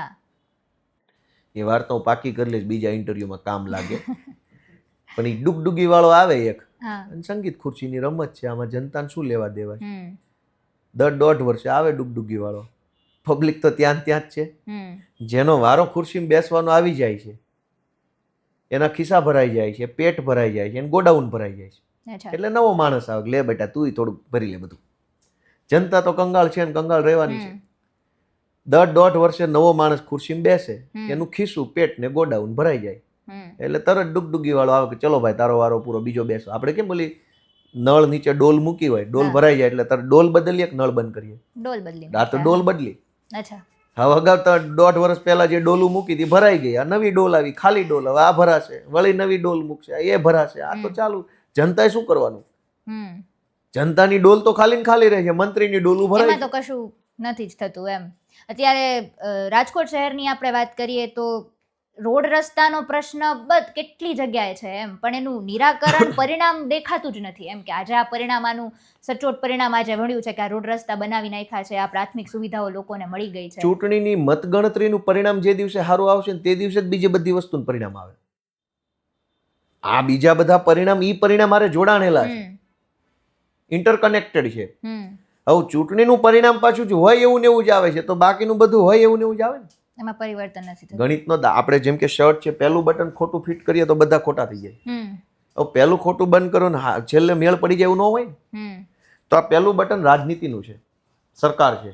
બીજું બટન શિક્ષણ, આરોગ્ય, રોડ રસ્તા, વીજળી, પાણી છે. પહેલું બટન ખોટું ફિટ કર્યું, હવે હેઠેના બટનનો હાંધો મારીએ, કેમ થાય? ભાઈ શાળા ખરાબ છે, રોડ ખરાબ છે, પોલીસ તંત્ર બરાબર નથી, દારૂ વેચે છે, તો એ બધા બટન નંબર 2 થી ચાલુ થાય છે. પહેલું બટન હરખું ફિટ કરો ને મારા વાલા, તો એની કોઈ ચર્ચા નથી કરતું કે આ 30 વર્ષથી ઊંધું બટન ફિટ કર્યું છે ઉપરનું, અને નીચે રાહ જોઈને બેઠા છે હમણાં રોડ હારા થઈ જાય ને હમણાં છોકરાને નોકરી મળી જશે ને હમણાં બધા કૌભાંડ બંધ. એમ થોડું થાય. એટલે અમારી લડાઈ આમ આદમી પાર્ટીની આ જ છે કે પહેલું બટન વ્યવસ્થિત ફિટ થાય એટલે ઓટોમેટિક છે આ બધું. એમાં માઇન્ડ નથી એપ્લાય કરવાનું. પહેલું બટન હરીસામ જઈને યોગ્ય જગ્યાએ લગાવ્યું પછી બીજામાં જોવાની જરૂર નથી, હાથ આમ નીચે જશે એટલે યોગ્ય જ આવવાનું. એટલે આમ આદમી પાર્ટી અત્યારે ઘણા કામો વિશે વાત તો કરી રહી છે. આપ છો, ઈશુદાનભાઈ છે, ઘણા બધા નેતાઓ આમ આદમી પાર્ટીના ઘણા બધા કામોની વાત કરી રહી છે. પણ હવે લોકોને પરિવર્તન ઈચ્છે છે, પોતે પરિવર્તન કરવું છે, તો એવા કયા કામો કે જે લોકો માટે ઉદાહરણ બનશે કે ના ખરેખર આ પરિવર્તન માટે જરૂરી છે? પણ એ તો જ્યાં આમ આદમી પાર્ટીની સરકાર છે ત્યાં જગ જાહેર જ છે. શાનદાર શાળા બનાવી, સારામાં સારા દવાખાના બનાવ્યા, સારામાં સારા રોડ બનાવ્યા. અત્યારે પંજાબના રોડની ચર્ચા નેશનલ મીડિયામાં છે. ત્યાર પછી રોજગારીની તકો ઉત્પન્ન કરી, ખેડૂતોને સક્ષમ બનાવવાનું કામ કર્યું, ભ્રષ્ટાચાર નાબૂદ કર્યો અને મોટાભાગની સરકારી તંત્રને ડિજિટાઇઝ કર્યું, ઓનલાઈન પ્લેટફોર્મ પર લઈ આવ્યા, જેથી કરીને ભ્રષ્ટાચાર ઘટે, લાઈનો ઘટે, સરકારી તંત્રનો હસ્તક્ષેપ ઘટે. તો એ તો કર્યું જ છે ને, એ જ મુદ્દા જનતા ઈચ્છે છે અમારી પાસેથી અને એ જ તો કરવાના છે. તો પછી આપણે દિલ્હીમાં જે પરિણામમાં પલટો આવ્યો, એ પલટો શું કામ આવ્યો? વોટ ચોરીના કારણે. અચ્છા, વોટ ચોરી અત્યારે આખા દેશમાં ચાલે જ છે. ભાજપે શું વોટ ચોરી કરી? આ બિહારનું પહેલા તબક્કાનું મતદાન પૂરું થયું પછી સોશિયલ મીડિયામાં તમે જોયું હોય તો દિલ્હી, હરિયાણાના અનેક લોકો બિહારમાં મતદાન કરી આવ્યા. અચ્છા, SIR થયા પછી. એ ખબર છે તમે હા, જોયું? હા, હા. SIR થયા પછી ભાજપના હરિયાણાના, ઉત્તરાખંડના અને દિલ્હીના અનેક હોદ્દેદારો હમ. બિહારની મતદાર યાદીમાં નામ ચડાવી દીધું ને મતય આપી આવ્યા હજારોની સંખ્યામાં. અચ્છા. તો મતદાર યાદીમાં ઘાલમેલ કરીને એમણે દિલ્હીની અંદર પરિણામ બદલ્યું છે અને એ વાત ચૂંટણીની પહેલા અરવિંદ કેજરીવાલે ઉપાડી હતી. મતદાન થયું દિલ્હીની ચૂંટણીનું એની પહેલા ઇલેક્શન કમિશનની 2 વખત કેજરીવાલ સાહેબે રૂબરૂ મુલાકાત લીધી હતી. અચ્છા. એ કહેવા માટે કે મતદાર યાદીમાં ઘાલમેલ થઈ છે. હમ. પણ ચૂંટણી પંચ જ આખું ફૂટેલું હોય તો શું કરવાના? કોર્ટ કચેરીમાં તો ન્યાય મળવામાં 20 વર્ષ લાગી જાય, 20 વર્ષમાં 5 ચૂંટણી આવી જાય બીજી. તો દિલ્હીનું પરિણામ છે એ વોટ ચોરીનું પરિણામ છે, જનતાએ આપેલો ચુકાદો નથી. અત્યારે રાહુલ ગાંધીની વાત કરીએ તો બહુ બધા પ્રેઝન્ટેશન આપે છે, વોટ ચોરી હોય, H ફાઇલ્સ હોય અત્યારે, અને હરિયાણાના બધા આંકડાઓ આપ્યા છે એણે, અને હવે એમનું કેવું છે કે જો આ વસ્તુ અટકી નહીં તો બિહારની ચૂંટણીમાં પણ આની અસર વર્તાશે. દેશના ઇતિહાસની અંદર પહેલી વખત આઈ થિંક ઓક્ટોબર-નવેમ્બર 2024માં દેશના ઇતિહાસમાં પહેલી વખત વોટ ચોરીનું કૌભાંડને ખુલ્લું પાડનાર અરવિંદ કેજરીવાલ હતા. અચ્છા. એ વખતે રાહુલ ગાંધી અને એની કોંગ્રેસ પાર્ટીએ ભાજપનો ખુલ્લેઆમ સપોર્ટ આપ્યો હતો. બધું જ ઓન પેપર છે, મીડિયામાં બધું જ છે. દેશના ઇતિહાસમાં સૌથી પહેલી વખત ભાજપ પાર્ટી ચોરી કેવી રીતે કરે છે એ ખુલ્લું આમ આદમી પાર્ટીએ પાડ્યું, કેજરીવાલે પાડ્યું. દિલ્હીની ચૂંટણીની પહેલા કીધું કે આ ધંધો હાલે છે. કેજરીવાલજી નવી દિલ્હી વિધાનસભાના ધારાસભ્ય છે. નવી દિલ્હીમાં લગભગ આખા દેશના સાંસદો અને બધા જે હાઈ પ્રોફાઇલ માણસો હોય ને એ જ ત્યાં રહે છે, મોસ્ટ ઓફ. હવે સાંસદો, કેન્દ્રના મંત્રીઓ, આર્મીના ઉચ્ચ અધિકારીઓ, ભારત સરકારના ઉચ્ચ અધિકારીઓ, વિવિધ વિભાગોના સરકારના બધા ટોપ મોસ્ટ માણસોના ઘર જ નવી દિલ્હી વિધાનસભામાં છે. એટલે એ દરેક જે ટોપ મોસ્ટ માણસો હોય એના ઘરમાં ડ્રાઈવરો, ચોકીદારો, સફાઈ કામદારો, બગીચા કામ કરવાવાળા વગેરે વગેરે પરમેનન્ટ સ્ટાફ ત્યાં સરકારે મૂકેલો હોય. કેમ કે એ લોકો મંત્રી, કેન્દ્રનો કેબિનેટ મંત્રી હોય તેના ઘરમાં 15-20 લોકો મૂકેલા હોય સરકારે. તો મતદારો એ મંત્રી વત્તા ઓલા 15-20 લોકો, એના ડ્રાઈવર, એના નોકરિયાતો, આ તે. સરકારે ઓફિશિયલી 15-20 માણસો બધી જ જગ્યાએ નોકરી પર રાખેલા હોય. કેજરીવાલ સાહેબે જ્યારે વોટ ચોરી કૌભાંડ પહેલી વાર બહાર પાડ્યું ત્યારે એના ધ્યાનમાં એવું આવ્યું કે ભાજપના તમામ મંત્રીઓ અને તમામ સાંસદોએ પોતાના બંગલામાં 100-150 મતદારો નામ નોંધાઈ નાખ્યા છે. સામાન્ય રીતે 20-30 લોકો હોઈ શકે, 15-20 હોઈ શકે, ડ્રાઈવર હોય, કપડાં ધોવાવાળા હોય, બગીચો સાફ કરવાવાળા હોય, 2-3 ચોકીદારો 3 શિફ્ટમાં, સિક્યુરિટી ગાર્ડ હોય વગેરે હોય. 150 મતદારોના નામ ભાજપ વાળાએ પોતાના મિનિસ્ટરોના બંગલામાં લખાઈ નાખ્યા, મતદાર યાદીમાં ચડાઈ દીધા. કોણ હતા એ લોકો? જે તે રાજ્યનો સાંસદ હોય એ રાજ્યના એના કાર્યકર્તા નામ અહીંયા ચડાઈ દીધા. આ કૌભાંડ જ્યારે ઓક્ટોબર-નવેમ્બરમાં અરવિંદ કેજરીવાલે બહાર પાડ્યું ત્યારે રાહુલ ગાંધી અને કોંગ્રેસ પાર્ટીએ આમ આદમી પાર્ટીની મજાક ઉડાવી અને એમ કીધું કે ચૂંટણી હારવાના છે ને એટલે હવે આ બધા નાટક કરે છે. અને કોઈ સાથ ન આપ્યો વિપક્ષ તરીકે. ભલે આપ્યો ન આપ્યો એ જાણે, કઈ વાંધો નથી. આજે એને બ્રહ્મ જ્ઞાન પ્રાપ્ત થઈ ગયું છે એટલે આખા ગામમાં જઈને પ્રેસ કોન્ફરન્સ કરે છે. તો તે દિવસે તમને એમ હતું કેજરીવાલ હારે તો ભલે હારે, ચોરી કરીને ભાજપ ભલે એકવાર જીતે પણ કેજરીવાલ ન જીતવો જોઈએ. એ માનસિકતાથી દિલ્હીમાં આ લોકોએ જોયું, વોટ ચોરીને નજરે જોઈ. અને આ બધું યુટ્યુબ ઉપર બધાની પ્રેસ કોન્ફરન્સો છે, રાહુલ ગાંધીની, દિલ્હીના કોંગ્રેસના નેતાઓની, કે બધું જ યુટ્યુબ ઉપર આજની તારીખમાં છે, તમે જોઈ લેજો. હવે એને 1.5-2 વર્ષ પછી ખબર પડી કે લે આ તો વોટ ચોરી. ક્યારે? જ્યારે એ પોતે હારવા લાગ્યા ત્યારે. તો તે સમયે કોંગ્રેસે સપોર્ટ નહોતો આપ્યો, અત્યારે શું આમ આદમી પાર્ટી સપોર્ટમાં છે? સપોર્ટ કે વિપક્ષ, અમે તો અમે આ આખું ઘટનાક્રમ ખુલ્લું પાડનારા જ અમે છીએ. સપોર્ટ બપોર્ટ એ પાછળ થયા, અમે તો પહેલેથી આ લાઈનમાં જ ઊભા છીએ. એ લાઈન ચાલુ હમીશે હુઈએ તો અમે આ લાઈનના સપોર્ટમાં છીએ કે નહીં એ ક્યાં પ્રશ્ન છે? અમે વિરોધમાં જ છીએ વોટ ચોરીના, અને અમે લડીએ છીએ. અમે તો કેટલો પત્ર વ્યવહાર કર્યો. ગઈકાલે બિહારની ચૂંટણીના મતદાન પછી ઉત્તરાખંડના, દિલ્હીના અને હરિયાણાના ભાજપના હોદ્દેદારો બિહારમાં મતદાન કરીને આંગળીવાળા ફોટા મૂક્યા. એ એક્સપોઝ જ અમારી પાર્ટીના દિલ્હીના પ્રદેશ પ્રમુખ સૌરભ ભારદ્વાજે કર્યું. અને રાકેશ સિંહા, રાજ્યસભાના સાંસદ બીજેપીના, એણે ફેબ્રુઆરી 2025માં દિલ્હીમાં મતદાન કર્યું હતું. નવેમ્બર 2025માં બિહારમાં મતદાન કર્યું. 1 વર્ષમાં 2 વાર મત આપ્યા એને. વિધાનસભાની ચૂંટણીમાં એ કાલે એક્સપોઝ જ અમારી પાર્ટીએ કર્યું. એટલે ભાજપની વોટ ચોરીનો આખો ગેમ શું છે કે જે રાજ્યમાં ચૂંટણી એ રાજ્યમાં ભાજપના બધા કાર્યકર્તા નામ મતદાર યાદીમાં ચડાવી દેવાના. ઓકે. જે વિધાનસભામાં 2-5-10 હજારને ગેપથી હારજીત થતી હોય ત્યાં 5,000 ભાજપના કાર્યકર્તા નામ ચડાવી દેવાના. અચ્છા. જે રાજ્યમાં ચૂંટણી એટલે એનો અર્થ એવો થયો કે હું મારું 5,000 લોકોનું ટોળું લઈને ગમે એ ગામમાં સભા કરવા જાઉં તો મારી સભામાં માણસો કેટલું હોય? 5,000 જ હોય ને. હા બસ. તો આ તો એનું એવું થયું કે હું મતદાર લઈને જ જવા લાગ્યો બધે. તો હું દુનિયામાં ગમે ના જીતી જાઉં. અચ્છા. અમેરિકાની મતદાર યાદીમાં મારા 1 લાખ નામ હું કહું એના ચડાવી દે તો હું અમેરિકામાં ચૂંટણી જીતી જાઉં. તો પછી દુનિયાના કોઈ પણ દેશમાં હું ચૂંટણી જીતી જાઉં, જે રાજ્યની મતદાર યાદીમાં મારા 1 લાખ માણસો નામ ચડાવી દઉં તો હું એ દુનિયાના કોઈ પણ દેશમાં જીતી જાઉં, ભારતમાં થોડો. ભાજપ અત્યારે વોટ ચોરીના ખેલમાં એ કરે છે જે રાજ્યમાં ચૂંટણી એ રાજ્યમાં ભાજપના બધા હોદ્દેદારોના નામ મતદાર યાદીમાં નાખી દે, જે ઓછા માર્જિન વાળી સીટો હોય ત્યાં. એટલે ગેમ બદલાઈ જાય. પછી આજે એસઆઈઆર કરવામાં આવે છે. એસઆઈઆર એક તૂત છે મોટું, સમજી લો. અમે એના સપોર્ટમાં છીએ, લોકોને જાગૃત કરીએ છીએ, પણ એસઆઈઆર આ જ ધંધો કરવા માટે છે. અચ્છા. તમે સમજો કે જે માણસો મૃત્યુ પામ્યા હોય, જેમના લગ્ન થઈ ગયા હોય અને જે રોજગાર કે શિક્ષણ અર્થે સ્થળાંતર થઈ ગયા હોય, કાયમી સ્થળાંતર, એની નોર્મલ પ્રક્રિયા છે કે નથી? રૂટીનમાં દર 6 મહિને ચૂંટણી પંચ દ્વારા પ્રોગ્રામ આવે છે કે ભાઈ તમારે નવું નામ ચડાવવું, નામ કમી કરવું હોય તો કરાવી શકો. એ તો રેગ્યુલર છે, 12 માસ ચાલતી પ્રક્રિયા છે. એસઆઈઆરમાં પણ એ જ થવાનું છે. અચ્છા. કે ભાઈ કોઈ આ જગ્યાએ નથી રહેતો તો એનું નામ હટાવી દેવાનું છે અને જે માણસ ગુજરી ગયો એનું કાઢી નાખવાનું છે, નવો હોય એનું ચડાવવાનું. તો જે રૂટીન પ્રક્રિયા છે એને એસઆઈઆરના નામે 1 જ મહિનામાં પૂરું કરવાનું કીધું. ઓકે. વસ્તી ગણતરી કરવી હોય તો કેટલો ટાઈમ લાગે છે? ઘણો લાંબો સમય લાગે. 1 વર્ષ ઉપર લાગે. વસ્તી ગણતરી એટલે એક માણસને ગણવાનું છે. તો મતદાર યાદી શું છે? આ એસઆઈઆર એક માણસને ગણવાનું ગણીએ છીએ આપણે. તો એ 1 મહિનાનો સમય આપ્યો છે.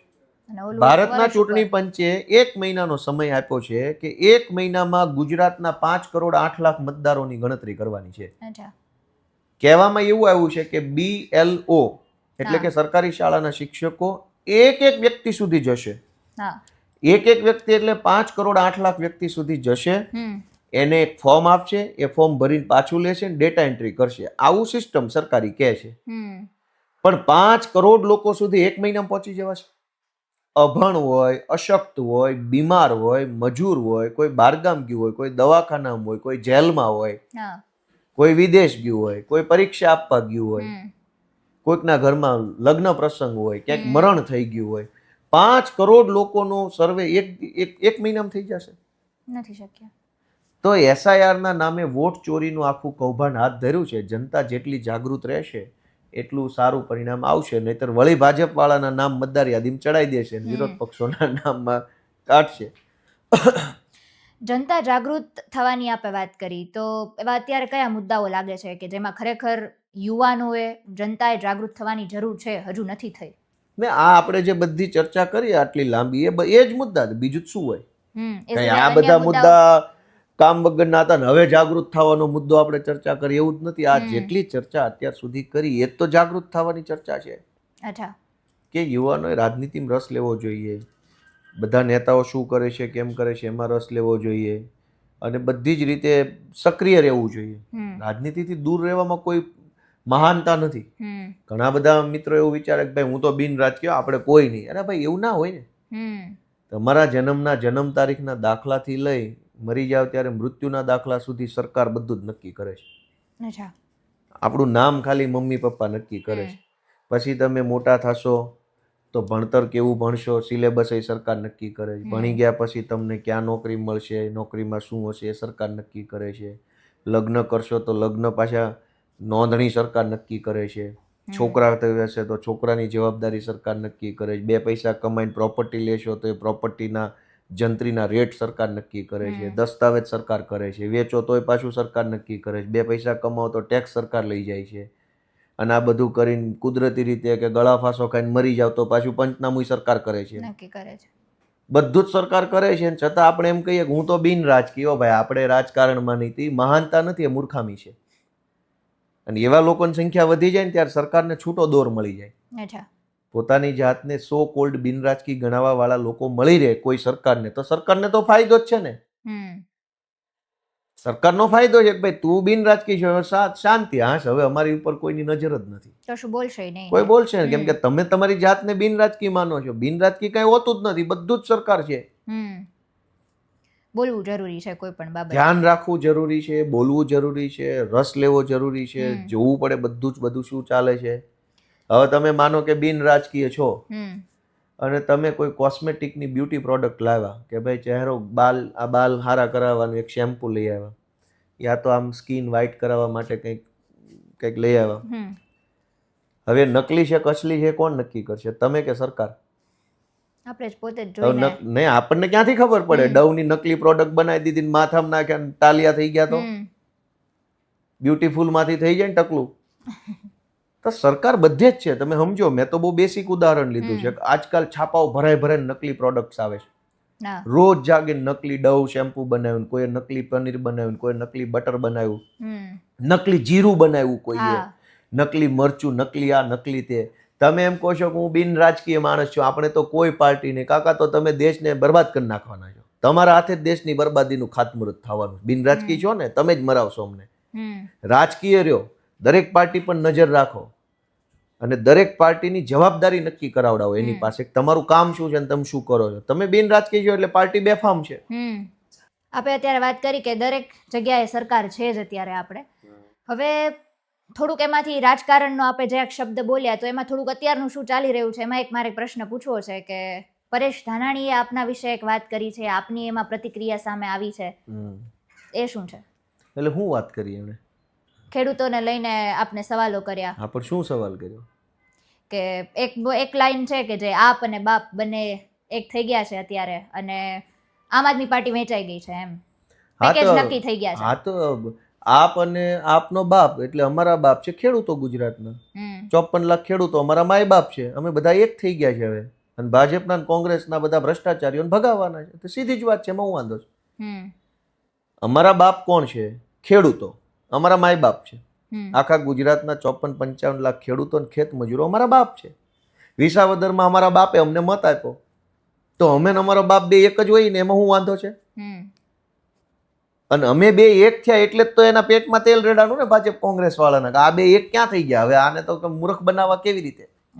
તકલીફ જ એ વાતની પડી છે ને કે અત્યાર સુધી તમે અમારા બાપ ધરતીપુત્રો ખેડૂતોને મૂર્ખ બનાવતા હતા, છેતરી જતા હતા. હવે અમારા બાપ અને એના છોકરા બે એક થઈ ગયા છે. હવે તમે એને છેતરી નહીં શકો. ઈ વાતથી તો રઘવાયા થયા છે. એટલે જ્યારે આપે રાજકારણમાં આવ્યા, રાજકારણનો વિચાર કર્યો કે હવે મારે રાજકારણની શરૂઆત કરવી છે, ચૂંટણી લડવી છે, એ સમયે માહોલ કેવો હતો? એવી તમને કોઈ વાત કરેલી, કોઈ એવું કહેલું કે ના તમારે ધમકી મળી કે ચૂંટણી નથી લડવાની કે એવું કોઈ પણ વાતાવરણ? તો હાલ્યા કરે. મેં તમને આ ઇન્ટરવ્યુની શરૂઆતમાં એવું કીધેલું કે નહીં બોલવાનું પહેલું કારણ હોય છે સરકારનો ડર, સમાજનો ડર, લોભ લાલચ કે આશા અપેક્ષાઓ. સમાજના ડરની અંદર પહેલો ડર કુટુંબનો ડર આવે. તમને કોઈ બહારનો માણસ ક્યારેય પહેલી ધમકી ન મારી શકે. પહેલી ગર્ભિત ધમકી અથવા આડકતરી ધમકી અથવા તમને પ્રેશરમાં લાવવાનું કામ તમારો પરિવાર કરે. તમારા મમ્મી, પપ્પા, ભાઈ, બહેન કે કાકા તમને પહેલા રોકે. પહેલા મુખ્યમંત્રી તમને ધમકી મારે પહેલા, કે તમારા મમ્મી એમ કે કોઈ છાની માનીનો બેસ ને આ બધું ક્યાં કરે છે? પહેલું કોણ કે? ઘરમાંથી જ આપણને. ઘર જ કે ને. તો સરકાર ડરાવે છે, પોલીસ ડરાવે છે, એ તો બધું બીજા નંબરનું. પહેલા તો તમારા મમ્મી, પપ્પા, ભાઈ, કાકા જ તમને પાડી દે એમ છે. અને એ તો આ દેશમાં હજારો વર્ષોનો ઇતિહાસ છે. હું રાજકારણમાં આવું તો સરકાર તો બીજા નંબરે મને ડિસ્ટર્બ કરે. પહેલા તો અહીં અમારું ઘર જ એમ કે ભાઈ આ ક્યાં તું ચાલુ કર્યું, આ થોડું કરાય, આપણે થોડું રાજકારણમાં જવાય. ત્યાં તો બધું આમ હોય ને તેમ હોય ને, તને પકડી જશે ને પૂરી દે હે ને તને સરપંચ હેરાન કરશે ને, આ આપણે ખેતરમાં ઓલો એક શેઢો 2 ફૂટ દબાયેલો છે, આપણને નોટિસો આવે છે ને તું ભાઈ અરજી કરવાનું બંધ કરી દે ને, આવું બધું થાય. તો પહેલું તો કુટુંબ પરિવારમાં તે ગોબા પાડી દે, બીજાની વાત જ ક્યાં વધી. પછી એટલે સૌથી અઘરું તમે કીધું હતું ને ત્યારે તમે એમ કીધું હતું કે ભાઈ કુટુંબ પરિવાર વાળું તો ઠીક છે છોડી દઈએ, પણ આપણે બીજા પાર્ટ ઉપર વાત કરીએ એવું તમે કીધું. સરકારનો ડર તમે કેવી રીતે દૂર કરશો? હું એમ કહું છું કે સરકારનો ડર જ બીજા નંબરે છે. પહેલા તો આપણું કુટુંબ પરિવાર જ તે નથી આગળ આવવા દે. અહીં મારે રાજકારણમાં જવું છે તો પહેલી મને ના મમ્મી પાડશે કે મુખ્યમંત્રી પાડશે? એટલે મમ્મી જ ના પાડશે, પણ મમ્મીમાં ક્યાંક તો સરકારનો જ ડર છે ને, એમ કે હા, મારો એ વાત- દીકરો જશે કોઈ પણ રાજકારણમાં તો એને લોકો ટાર્ગેટ કરશે કે લોકો બોલશે, લોકોની નજરમાં આવશે એમ. બિલકુલ. એટલે હા, એ વાત સાચી છે, મમ્મીમાં સરકારનો ડર છે, વાત સાચી છે, પણ તોય મુખ્યમંત્રી તો નથી ને. મમ્મી જ છે ને. નથી. ના. તો મમ્મીને સમજાઈએ કઈ? અચ્છા. મુખ્યમંત્રી ન સમજાય, કેમ કે મુખ્યમંત્રી તો શું છે કે એ તો રાજકીય વ્યક્તિ થઈ ગયો, મમ્મી રાજકીય વ્યક્તિ નથી. અચ્છા. એટલે પહેલી વખત જ્યારે તમે બહાર આવો છો ત્યારે તમારે સૌથી પહેલો સામનો તમારા પરિવારને યારે કરવો પડે. અને એવું નથી રાજનીતિમાં, જેમ કે તમે એક મહિલા છો, હવે તમે એમ કહો કે મારે ઘરથી દૂર જવું છે, અમદાવાદમાં એકલું રહેવું છે, ત્યાં પત્રકારત્વ કરવું છે, તો તમારે પરિવાર ફેસ કરવો પડશે. સાચી વાત છે. તરત કહેશે ભાઈ ત્યાં ન જવાય ને, એકલા રહેશો ને શું કરશો ને ક્યાં રહેશો ને આમ ને તેમ ને 500 પ્રશ્નો આવે છે. રાજનીતિ તો તોય અઘરો વિષય છે. આજકાલ નોકરી કરવા છોકરાને આઘું જવું હોય તો 500 પ્રશ્નો પૂછે. આ બેટા હું કાધું, હોસ્ટેલ કેવી છે, બેડ કેવો છે, ઓશિકા કેવા છે, બાલતી ટોયલેટમાં નાની છે કે મોટી છે, ટબલર કેવા, આવું બધું હાલતું હોય. એટલે સંઘર્ષ બહુ મોટો હોય છે હંમેશા માટે. તમારે એટલી બધી વસ્તુઓને ફેસ કરવી પડે, એટલા બધા વસ્તુઓને તમારે જીરવી જાવી પડે. મેન વસ્તુ જીરવવાની છે કે બધી વસ્તુના જવાબ નથી દેવાના હોતા. મોટા ભાગની વસ્તુ જીરવી જવાની હોય છે, તો જ આગળ વધી શકાય. કેમ કે જવાબ ક્યાંથી લાવવાના? અને જવાબમાં રસોઈ કોને હોય? હાલો હું તમને દઈ દઉં જવાબ, પણ તમને જવાબ થોડો જોતો છે. તમારે મારો જવાબ જોતો જ નથી. તમે તો તમારા એક બોક્સની અંદરથી વાત કરો છો. એ રાજનીતિની વાત હોય, શિક્ષણની વાત હોય, સમાજ જ્ઞાતિની વાત હોય, નોકરીની વાત હોય, પ્રશ્ન પૂછનાર વ્યક્તિ બોક્સમાં ઊભો રહીને વાત કરે છે. તમે આઉટ ઓફ બોક્સ હાલવાની કોશિશ કરો છો. એટલે તમારા જવાબની જરૂર નથી, એને જરૂર હશે કે તું બોક્સમાં પાછો વહી આવી, તો બીજું બધું રહેવા દે. હવે આપણે બોક્સમાં જવાના નથી. એટલે ઘણી વખત બધું સમય ઉપર છોડીને તમારે તમારું કામ કરતું રહેવાનું, જે કાંઈ તમારી આસપાસમાં બોલવામાં આવે છે એને સાંભળતું રહેવાનું. એટલે ઘણા પક્ષમાં એવું થતું હોય છે કે આપે તો અત્યારે આમ આદમી પાર્ટીમાં જોડાયા છો અને એક કે ને કે ઉભરતો તારો અત્યારે બનીને ગોપાલ ઇટાલિયા નેતા તરીકે સામે આવ્યા છે. લોકો પણ લાગણી સાથે ગોપાલ ઇટાલિયાને જોવે છે. તો એવા નેતાઓને બીજા પક્ષમાંથી એવું કહેવાય કે તમે અહીંયા આવી જાઓ, આ પક્ષ જોડાઈ જાવ આ પક્ષમાં, એવું ગોપાલ ઇટાલિયા સાથે થયેલું? ના રે ના. શું કામ? પણ ભાઈ જે ગાડી વેચવાની જ નથી એનો ભાવ શું કામ પૂછવાનો? ભાવ કોનો પૂછાય? જે ગાડી વેચવા, આ કઈ વેચવા કાઢ્યો જ નથી માલ. એટલે એવું કશું કોઈ પણ હું કામ પૂછી છે ના જાય મને? શેના પૂછી જાય? મારી પાસે બે રસ્તા હોય છે હંમેશા. આ પ્રશ્ન ઘણી વખત આવે છે કે ભાજપ વાળાએ તમને ક્યારેય કઈ ઓફર બોફર કરી? હું એમ કહું છું કે ઓફર શેના મારી જાય?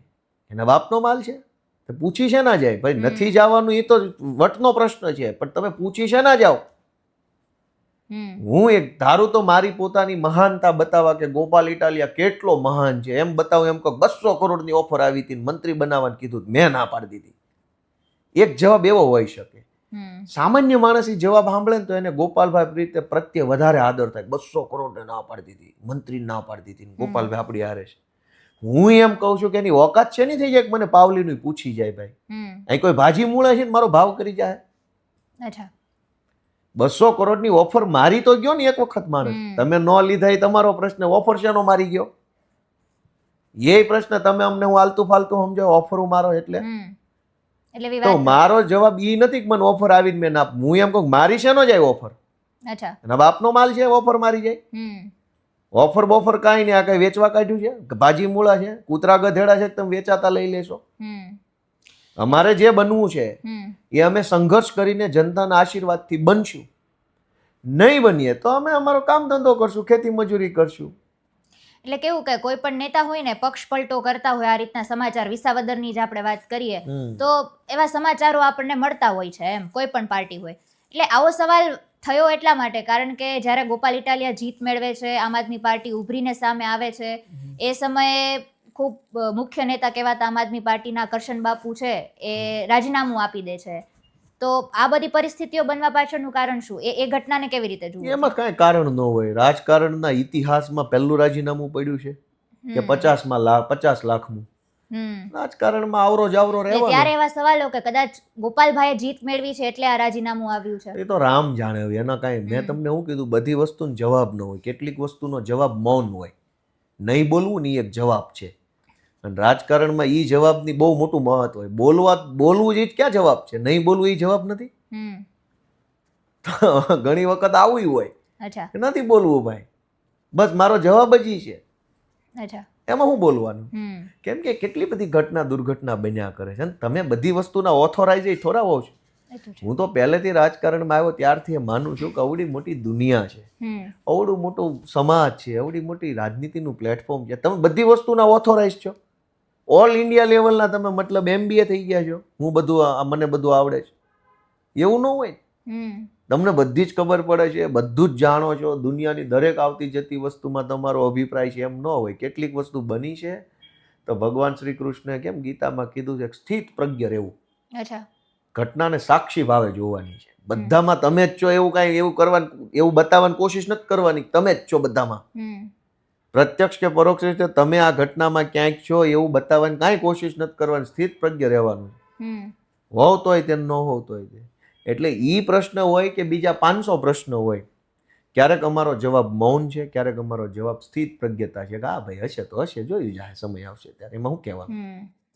એટલે અત્યારે આપે શ્રીમદ ભગવદ્ ગીતાની વાત કરી, તો હવે મારે એ સવાલ પૂછવો છે કે આપણે સામાન્ય વ્યક્તિ માટે તો એવું કહીએ કે એના બધા પ્રશ્નોનો જવાબ શ્રીમદ ભગવદ્ ગીતામાં છે. એક ધારાસભ્ય તરીકે, એક રાજનેતા તરીકે, રાજનેતાએ શું શીખવાની જરૂર છે શ્રીમદ ભગવદ્ ગીતામાંથી? પેલા તો રાજનેતા કઈ શીખવા માંગે છે? પૂછવું કોઈ ને કે તમે કઈ શીખવા નથી માંગતા તો પછી ક્યાં પ્રશ્ન છે? શીખવું હોય તો ગમે તમારી પાસેથી શીખી શકાય. ભગવદ્ ગીતા સુધી તો હજુ કદાચ ન તમે જઈએ. પોતે શું માનો છો? તમે પણ રાજનેતા છો એમ? ને એટલે પેલા મારું તો હું કહીશ જ, પેલા તો આખા મલકના નેતા પોતાને કલિકાલ સર્વજ્ઞ માને છે. હેમચંદ્રાચાર્ય હતા ને, કલિકાલ સર્વજ્ઞ હતા, કે એને તમામ ત્રિકાળ જ્ઞાન હતું એની પાસે. ભૂતકાળનું, ભવિષ્યનું, વર્તમાનનું, ચારો દિશાઓનું જ્ઞાન પ્રાપ્ત થયેલું. અને એ એવા હતા કે જેની પાસે દુનિયાની દરેક વસ્તુના જવાબ. એટલે નેતા પોતાની જાતને આટલો મહાન માને છે, એમાંય ભાજપના નેતા તો ખાસ. એટલે હવે જયારે એને એટલું બધું આવડે જ છે એવું એ માને જ છે, તો કઈ શીખવાની વાત જ નથી. રહી વાત અમારી, અમે તો તમારામાંથી શીખી લઈએ છીએ. ભગવદ્ ગીતા તો તોય એટલું બધું વિશાળ મહાન નોલેજ છે કે આપણે ન બધું મેળવી શકીએ. પણ મેં તમને હમણાં શું કીધું કે હું જે ગામમાં જાઉં, લોકો હારે જે ચર્ચા કરું એની પાસેથી હું માહિતી લઈ લઉં છું. કીધું ને હમણાં મેં તમને, અલગ અલગ તો હું હજારો લોકો હારે બેસીને સહજતાથી, વિનમ્રતાથી વાત જ એટલે કરું છું કે એમની વાતમાં ક્યારેક સમસ્યા હોય છે, ક્યારેક સમાજ હોય છે, ક્યારેક ધર્મ હોય છે, ક્યારેક રાજનીતિ હોય છે, ક્યારેક ઊંડી ફિલોસોફી કોઈ નાના માણસના વાતમાં હોય છે. તો એ બધું જ વાતોથી શીખી લઈએ. અને સમાજમાંથી શીખીએ તો કોઈ પછી પુસ્તકની જરૂર નથી રહેતી. કેમ કે સમાજ પોતે એક મોટી ચોપડી છે. સમાજમાંથી જ તો નાની નાની ચોપડીઓ બની છે. સમાજમાંથી કોઈએ મનોવિજ્ઞાન બનાવ્યું, કોઈએ તર્કશાસ્ત્ર બનાવ્યું, કોઈએ રાજ્યશાસ્ત્ર બનાવ્યું, કોઈએ આ બનાવ્યું. મૂળ તો સમાજમાંથી બન્યું. તો સમાજ તો મોટી ચોપડી છે. તો અમે તો સમાજની ચોપડી વાંચીએ છીએ, બધેથી શીખીએ. શ્રીમદ ભગવદ્ ગીતામાંથી તો ઘણું સારું શીખવા જેવું છે. એમાં એક સૌથી મહત્વની વાત એ છે કે ભાઈ તમે તમારા કર્મ ઉપર ધ્યાન આપો. આમ તો શ્રીમદ ભગવદ્ ગીતાને આપણે શું કર્યું કે મરવા પડેલા માણસનો ગ્રંથ બનાવી દીધો છે. ભાઈ આ બધું મરવા પડ્યા હોય ને છેલ્લી અવસ્થા હોય ને એને વાંચવાની. એકચ્યુઅલી એમ નથી. એ તો ધર્મ ગ્રંથ કરતા તે વિશેષ કર્મ ગ્રંથ છે કે તમારે તમારા કામમાં કેમ ધ્યાન આપવું, શા માટે કામમાં જ ધ્યાન આપવું, કામમાં ધ્યાન આપતી વખતે શું ધ્યાન રાખવું, એ જ તો ભગવાનનો ઉદ્દેશ્ય છે. અને એને આપણે મૃત્યુ ગ્રંથ બનાવી દીધો છે કે ભાઈ મરવા પડ્યા હોય ત્યારે વાંચજો, હમણાં રહેવા દો, અત્યારે શું છે. એટલે ઘણું કહેવા જેવું છે, પણ કેટલું કેવું એમ થાય. એટલે કર્મનો સિદ્ધાંત મૂળ તો શીખે. મુખ્ય વસ્તુ અત્યારે એમ કે એક વ્યક્તિ તરીકે અમે એવું કહીએ કે નેતાઓ કર્મનો સિદ્ધાંત જો વ્યવસ્થિત સમજી જાય તો ઘણું બધું છે એ હળવું થઈ જાય, પ્રશ્નો ખરેખર પહોંચી શકે ત્યાં. નહીં, કર્મનો સિદ્ધાંત તો સમજે જ છે. નેતાથી વધુ સારી રીતે કોઈ ન સમજે. એને ખબર છે કે જો હું આ કર્મ કરીશ તો આ ટેન્ડરમાં આટલા ટકા મળશે. કર્મનો સિદ્ધાંત એનાથી સારો કોણ સમજે છે? કયા ટેન્ડરમાં કેટલા મળશે, કયા કામમાં કેટલી કટકી છે, કયા કોન્ટ્રાક્ટર પાસે કેટલા લેવાના, જે કર્મનો સિદ્ધાંત જ છે ને. કે અહીંયા અરજી કરીશ તો આ કોન્ટ્રાક્ટર આપી જશે ને અહીંયા અરજી નહીં કરું તો ઓલો કોન્ટ્રાક્ટર આપી જશે. કર્મ જ છે ને. અરજી કરવું એ કર્મ છે, ન કરવું એ કર્મ છે, એનું આઉટપુટ એને ખબર છે. એનાથી વિશેષ તો કર્મનો સિદ્ધાંત કોઈ નથી જાણતું. અચ્છા. એટલે આમ તો ઊંધી રીતે સમજી ગયા છે એવું આપણે કહી શકીએ. હા, એટલે એમ થાય. સિદ્ધાંત. એટલે ઈ ભગવાને કીધેલી જે વાત છે એનો અંગ્રેજી 6 અને 9 જેવી વાત છે. એક બાજુથી 6 દેખાય, એક બાજુ 9 દેખાય. એટલે ભગવાનની વાત હંમેશા ઇન્ટરપ્રિટેશનનો શબ્દ છે, આ વિષય છે. હા. ભગવાન શું કહે છે કે ભાઈ શ્રીમદ ભગવદ્ ગીતામાં 2 વાત છે. એક એમણે એમ કીધું કે ભાઈ યદા યદા હિ ધર્મસ્ય ગ્લાનિર્ભવતિ ભારત, એ આખો શ્લોક છે, આપણે નથી એમાં પડવા. એટલે એનો સાદો અર્થ લોકોમાં એમ છે કે ભાઈ જ્યારે જ્યારે ધર્મને નુકસાન થશે ત્યારે ત્યારે ભગવાન આવશે. એનો સાદો અર્થ એવો છે. અને આખો શ્લોક એમ છે કે ભાઈ અધર્મ વધશે પૃથ્વી ઉપર, ધર્મને હાનિ થશે ત્યારે ભગવાન આવશે. આમ જ છે ને, તમે કેમ સમજ્યા છો? આમ જ સમજ્યા છો કે કઈ બીજી રીતે? આ જ રીતે એમ કે ભાઈ પૃથ્વી ઉપર અધર્મ વધશે, ધર્મનો ક્ષય થશે ત્યારે ભગવાન આવશે. આવશે. તો ભગવાને એમ નથી કીધું કે વિધર્મી વચ્ચે ત્યારે હું આવીશ. અચ્છા. અધર્મ વચ્ચે એમ કીધું છે. આજનો ડખો ભાજપ જે કહેતે, ભગવાને શું કીધું? અધર્મ અધર્મ વચ્ચે, વિધર્મ નહીં. કેમ કે વિધર્મ તો કઈ હોતું જ નથી, બધો ધર્મ જ છે. બધા જ ધર્મ છે, વિધર્મ છે જ નહીં. યા તો ધર્મ છે યા તો અધર્મ છે. ભગવાનની દ્રષ્ટિએ 2 જ પ્લેટફોર્મ છે. અચ્છા. તો અધર્મ વધશે ત્યારે ભગવાન આવશે. તો હવે અધર્મ શું છે? અધર્મ એટલે આપણે અત્યારે કળિયુગની વાત કરીએ તો એમાં એવું કળિયુગ બળિયુગ ન હોય એમાં કાંઈ. અચ્છા. યા તો ધર્મ છે યા તો અધર્મ છે. એને કઈ સ્થળ સ્થિતિ આબોહવા ને કઈ એને કઈ લેવા દેવા નથી. કળિયુગ છે કે દ્વાપર યુગ છે, તો ભગવાન પોતે હયાત હતા તે દી અધર્મ હતો, તે દી આવ્યા ને. એ તો દ્વાપર યુગ હતો, એ પોતે હાજર હતા, તોય અધર્મ હતો એટલે જ એને યુદ્ધ બુદ્ધ કરવું પડ્યું ને. તો કળિયુગની ક્યાં વાત જ રહી? દ્વાપર યુગમાં અધર્મ હતો, કળિયુગમાં તો હોય, એમાં શું છે? તો અધર્મનો કોન્ટેક્સ્ટ સંદર્ભ કાંઈ કળિયુગથી જ છે એમ નથી. કોઈ પણ યુગમાં અધર્મ હોઈ શકે. જ્યાં અધર્મ છે ત્યાં ધર્મની સ્થાપના કરવાની છે. તો અધર્મ એટલે હું, ધર્મ એટલે હું. તો ધર્મ એટલે કર્મ, કામ. મારું જે કામ છે એ જ મારો ધર્મ છે. મારું કામ શું છે? તમારું કામ મીડિયા તરીકે વ્યાજબી પ્રશ્નો પૂછવા એ તમારું કામ છે. તમારું કામ તો તમારો ધર્મ છે. મારું કામ જ મારો ધર્મ છે. અને મારું કામ મારો ધર્મ નથી, દુનિયામાં બીજે ક્યાંય ધર્મ નથી. એટલે ભગવાને ગીતામાં ન્યાય, નીતિ અને સત્ય જે છે એને કામ કીધું છે. કામ એટલે કે ન્યાયપૂર્વક જે કાંઈ કરો છો, નીતિથી જે કરો છો અને સત્ય સાથે રાખીને કરો છો, એ બધું જ ધર્મની વ્યાખ્યામાં આવી જાય છે. પણ હું કોકના બૂચ મારી આવું અને પછી એ બૂચ મારીને પછી તમને હું 5000નું દાન કરું, તો એ ધર્મનું કામ છે કે શું છે? આપ્યા એટલે આપણે કદાચ ધર્મ કહીએ કે ભાઈ એમ ન હોય, એમાં કન્ડિશનલ થોડું હોય. ભગવાનના કામમાં કઈ જો ને તો ન હોય. આપણે એ રીતે તો ના ગણી શકીએ. એટલે ભગવાન શું કહે છે કે ન્યાય, નીતિ અને સત્ય એનું જ્યાં સુધી સમાજમાં પાલન થશે ત્યાં સુધી સમાજ ધર્મમાં પાલન કરે છે. પછી ભલે હું રોજ દીવાબત્તી નોય કરતો હોઉં, પણ ન્યાયનું પાલન કરતો હોઉં તો યા તો હું દીવાબત્તી કરીને આવીને પેલું તે કોકની ડોકી મળી નાખું. હાલે છે ના, તું મને 5000 વ્યાજવા લઈ ગયો તો ને 2 લાખ પાછા આપવા પડશે. સવારમાં 1 કલાક હું દીવાબત્તી માતાજીને કરું, ખૂબ માળા બાળા ફેરવું ને ગૂગલનો ધૂપ બૂપ કરીને પછી હું દરબાર ભરું, મારી ઓફિસમાં બેસું, વ્યાજે લઈ ગયા હોય મારી પાસે રૂપિયા જેટલા, એ બધા પઠાણી ઉઘરાણી કરું. તો ધર્મ ક્યાં છે? તો ભગવાન એમ કહે છે કે તમે ભાઈ ગૂગલનો ધૂપ કર્યો ન કર્યો, પણ સામેવાળા માણસ સારે ન્યાય રાખશો, નીતિ રાખશો, સત્યથી વાત કરશો તો ધર્મ છે. ન્યાય, નીતિ અને સત્ય નથી ત્યાં ધર્મ નથી. અને સમાજમાં ન્યાય, નીતિ અને સત્યનું પ્રમાણ એકદમ ઘટી જશે ત્યારે સમાજમાં અધર્મ વધ્યો ગણાશે. એવો અધર્મ આવશે ત્યારે ધર્મની એટલે કે ન્યાય, નીતિ, સત્યની સ્થાપના કરવા પાછા આવવાના છે. તો હવે નેતાને આપણે કહીએ છીએ કે ભાઈ કર્મનો સિદ્ધાંત, તો કર્મ એ જ કરવાનું છે જેમાં ન્યાય હોય, નીતિ હોય, સત્ય હોય.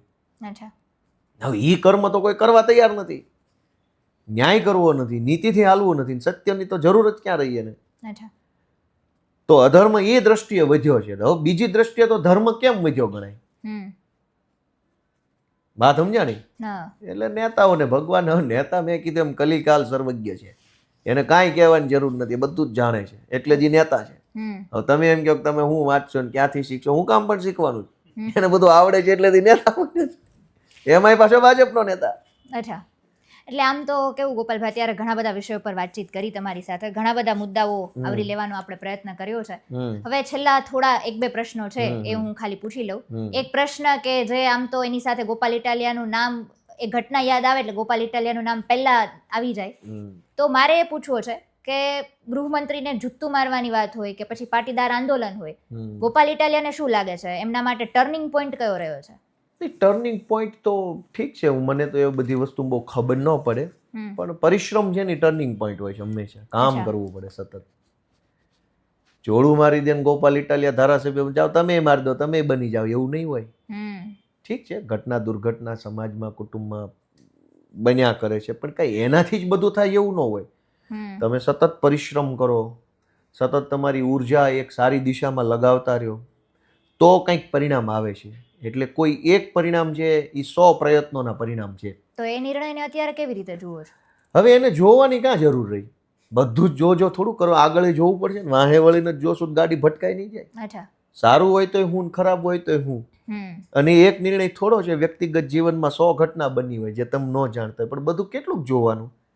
ભગવાન તો એ જ કહે છે ને કે ભાઈ તમે વર્તમાનમાં જીવો, હે, અને સ્થિત પ્રજ્ઞતાથી જીવો. ફરીથી એ શબ્દ સ્થિત પ્રજ્ઞતા એ છે કે તમારી આસપાસમાં જે કંઈ બને છે એના તમે સાક્ષી માત્ર છો, બાકી તમે એમાં તમારો રોલ જ નથી. અચ્છા, તમે એના કરતાય નથી કે તમારી ઉપર પણ એ કાંઈ થઈ નથી રહ્યું. તમે એના સાક્ષી છો, જોયા કરો, મજા કરો. ભૂતકાળમાં જે કાંઈ ઘટના બની એની અંદર વલોણું ફેરવીને કાંઈ માખણ નીકળવાનું નથી. અચ્છા, એટલે થઈ ગયું તો થઈ ગયું. એમાંથી શીખ હું લીધી, એ શીખ પછી માણસ ક્યાં પહોંચ્યો એની ચર્ચા થવાની જરૂર છે. કે ભાઈ શીખ લીધી કે ભાઈ આ કરવા જેવું કર્યું, ન કરવા જેવું ન કર્યું, તો આજે અહીંયા પહોંચ્યા. અને એ તો જનતાએ મને મત આપ્યો, ધારાસભ્ય બને, સર્ટિફાઈડ કર્યો ને, ઓફિશિયલ સિક્કો માર્યો કે ઓકે હવે ગોપાલ રેડી, બરોબર છે, સર્ટિફાઈડ કર્યો, નોટરી કરી કહેવાય ને, નોટરી કરી મારી વિસાવદરથી નોટરી થઈ ગઈ કે હવે વાંધો આ ગોપાલ અમારો. તો પછી આપણે ઘણી બધી વાત શ્રીમદ ભગવદ્ ગીતા ઉપર કરી. ધર્મ અને રાજકારણને અત્યારે કેવી રીતે જુઓ છો અત્યારની પરિસ્થિતિ પ્રમાણે? ધર્મ અને રાજનીતિ દુનિયાના આખા ઇતિહાસમાં તમે નજર કરો તો હંમેશાથી એકબીજા સાથે સંકળાયેલા પરિબળો છે. પણ દુર્ભાગ્ય એ છે કે આપણા દેશમાં ઊંધું થઈ રહ્યું છે. રાજનીતિના મંચ ઉપર રહેલા ભાજપના નેતાઓ ધર્મનું જ્ઞાન આપે છે અને ધર્મના પ્લેટફોર્મ પર બેઠેલા માણસો રાજનીતિનું જ્ઞાન આપે છે. અચ્છા, હવે આ તો એવું થયું કે તમે આ મીડિયા વાળા, હું તમને મીડિયાનો ઉપદેશ આપું ચાલુ ઇન્ટરવ્યુમાં, તમે મને રાજનીતિ શીખવાડો. મતલબ છે કઈ? બરોબર છે, કઈ મતલબ છે? તમે તમારું કમાર મને કહેવાનું, મારું મને કહેવાનું, ઊંધું હાલે છે. અચ્છા, તમે જોશો તો ધર્મના નામે જે કાંઈ પણ લોકો બેઠા છે એ ભાજપની પ્રચાર કરે છે, રાજનીતિ શીખવાડે છે. એટલે ભાજપ ધર્મનો સહારો લઈને પ્રચાર કરે છે? ભાજપ ધર્મનો દુરુપયોગ કરીને પ્રચાર કરે છે. અચ્છા, ધર્મ મોટો કે ભાજપ મોટું? ધર્મ. ધર્મ જૂનો કે ભાજપ જૂનું? ધર્મ. ધર્મનું પ્લેટફોર્મ વ્યાપક છે કે ભાજપનું? ધર્મનું. હે ને? તો ધર્મ બધી રીતે ઊંચાઈ ઉપર છે. અચ્છા, ભાજપ એવું બતાવે છે લોકોને કે ભાજપ છે તો ધર્મ છે, તો ભાજપ નહોતું ત્યારે નહોતો ધર્મ. અચ્છા, એટલે ભાજપ કાયદેસર ધર્મનો દુરુપયોગ કરે છે અને ધર્મનો દુરુપયોગ કરવાથી ધર્મને હાનિ થાય. ધર્મને હાનિ કોઈ દિવસ દુનિયાના કોઈ ધર્મને બહારથી ક્યારેય નુકસાન નથી ગયું. ભાઈ એ તો ઇતિહાસ છે. દુનિયાનો કોઈ ધર્મ હોય એને બહારથી નુકસાન કરી જ ન શકાય, કેમ કે ધર્મ કોઈ ફિઝિકલ એક્ઝિસ્ટન્સ વાળી વસ્તુ નથી. આ માયક છે તો એને પકડીને તોડી શકાય, માણસની ડોકી મવડી શકાય, આ પાટિયા તોડી શકાય. ધર્મ એવું છે જેને હાથમાં પકડીને તોડી શકશો ના કરી શકીએ. ધર્મ એક સેન્ટિમેન્ટ છે, ઇનવિઝિબલ છે, જે માણસના જીવનમાં જીવાય છે, વિચારોની અંદર ફર્યા કરે છે, જે દ્રષ્ટિ સામે ફીલ કરી શકાય એવી વસ્તુ, એને કેવી રીતે તોડી શકશો? તો બહારથી ક્યારેય કોઈ ધર્મને નુકસાન ન કરી શકાય, દુનિયાના કોઈ ધર્મ ન કરી શકાય. ધર્મ હંમેશા અંદરથી તૂટે. એ આવા ભાજપ જેવા માણસો ધર્મ નાની કરી જાય. એટલે ભાજપ હિન્દુઇઝમ તરફ ઝૂકેલું છે એ વાત શું લાગે છે તમને? ભાજપ કોન્ટ્રાક્ટરિઝમ તરફ ઝૂકેલું છે. અચ્છા, કોન્ટ્રાક્ટરો, કટકીઇઝમ, બુટલેગરિઝમ એના તરફ વધારે ઝૂકેલું છે.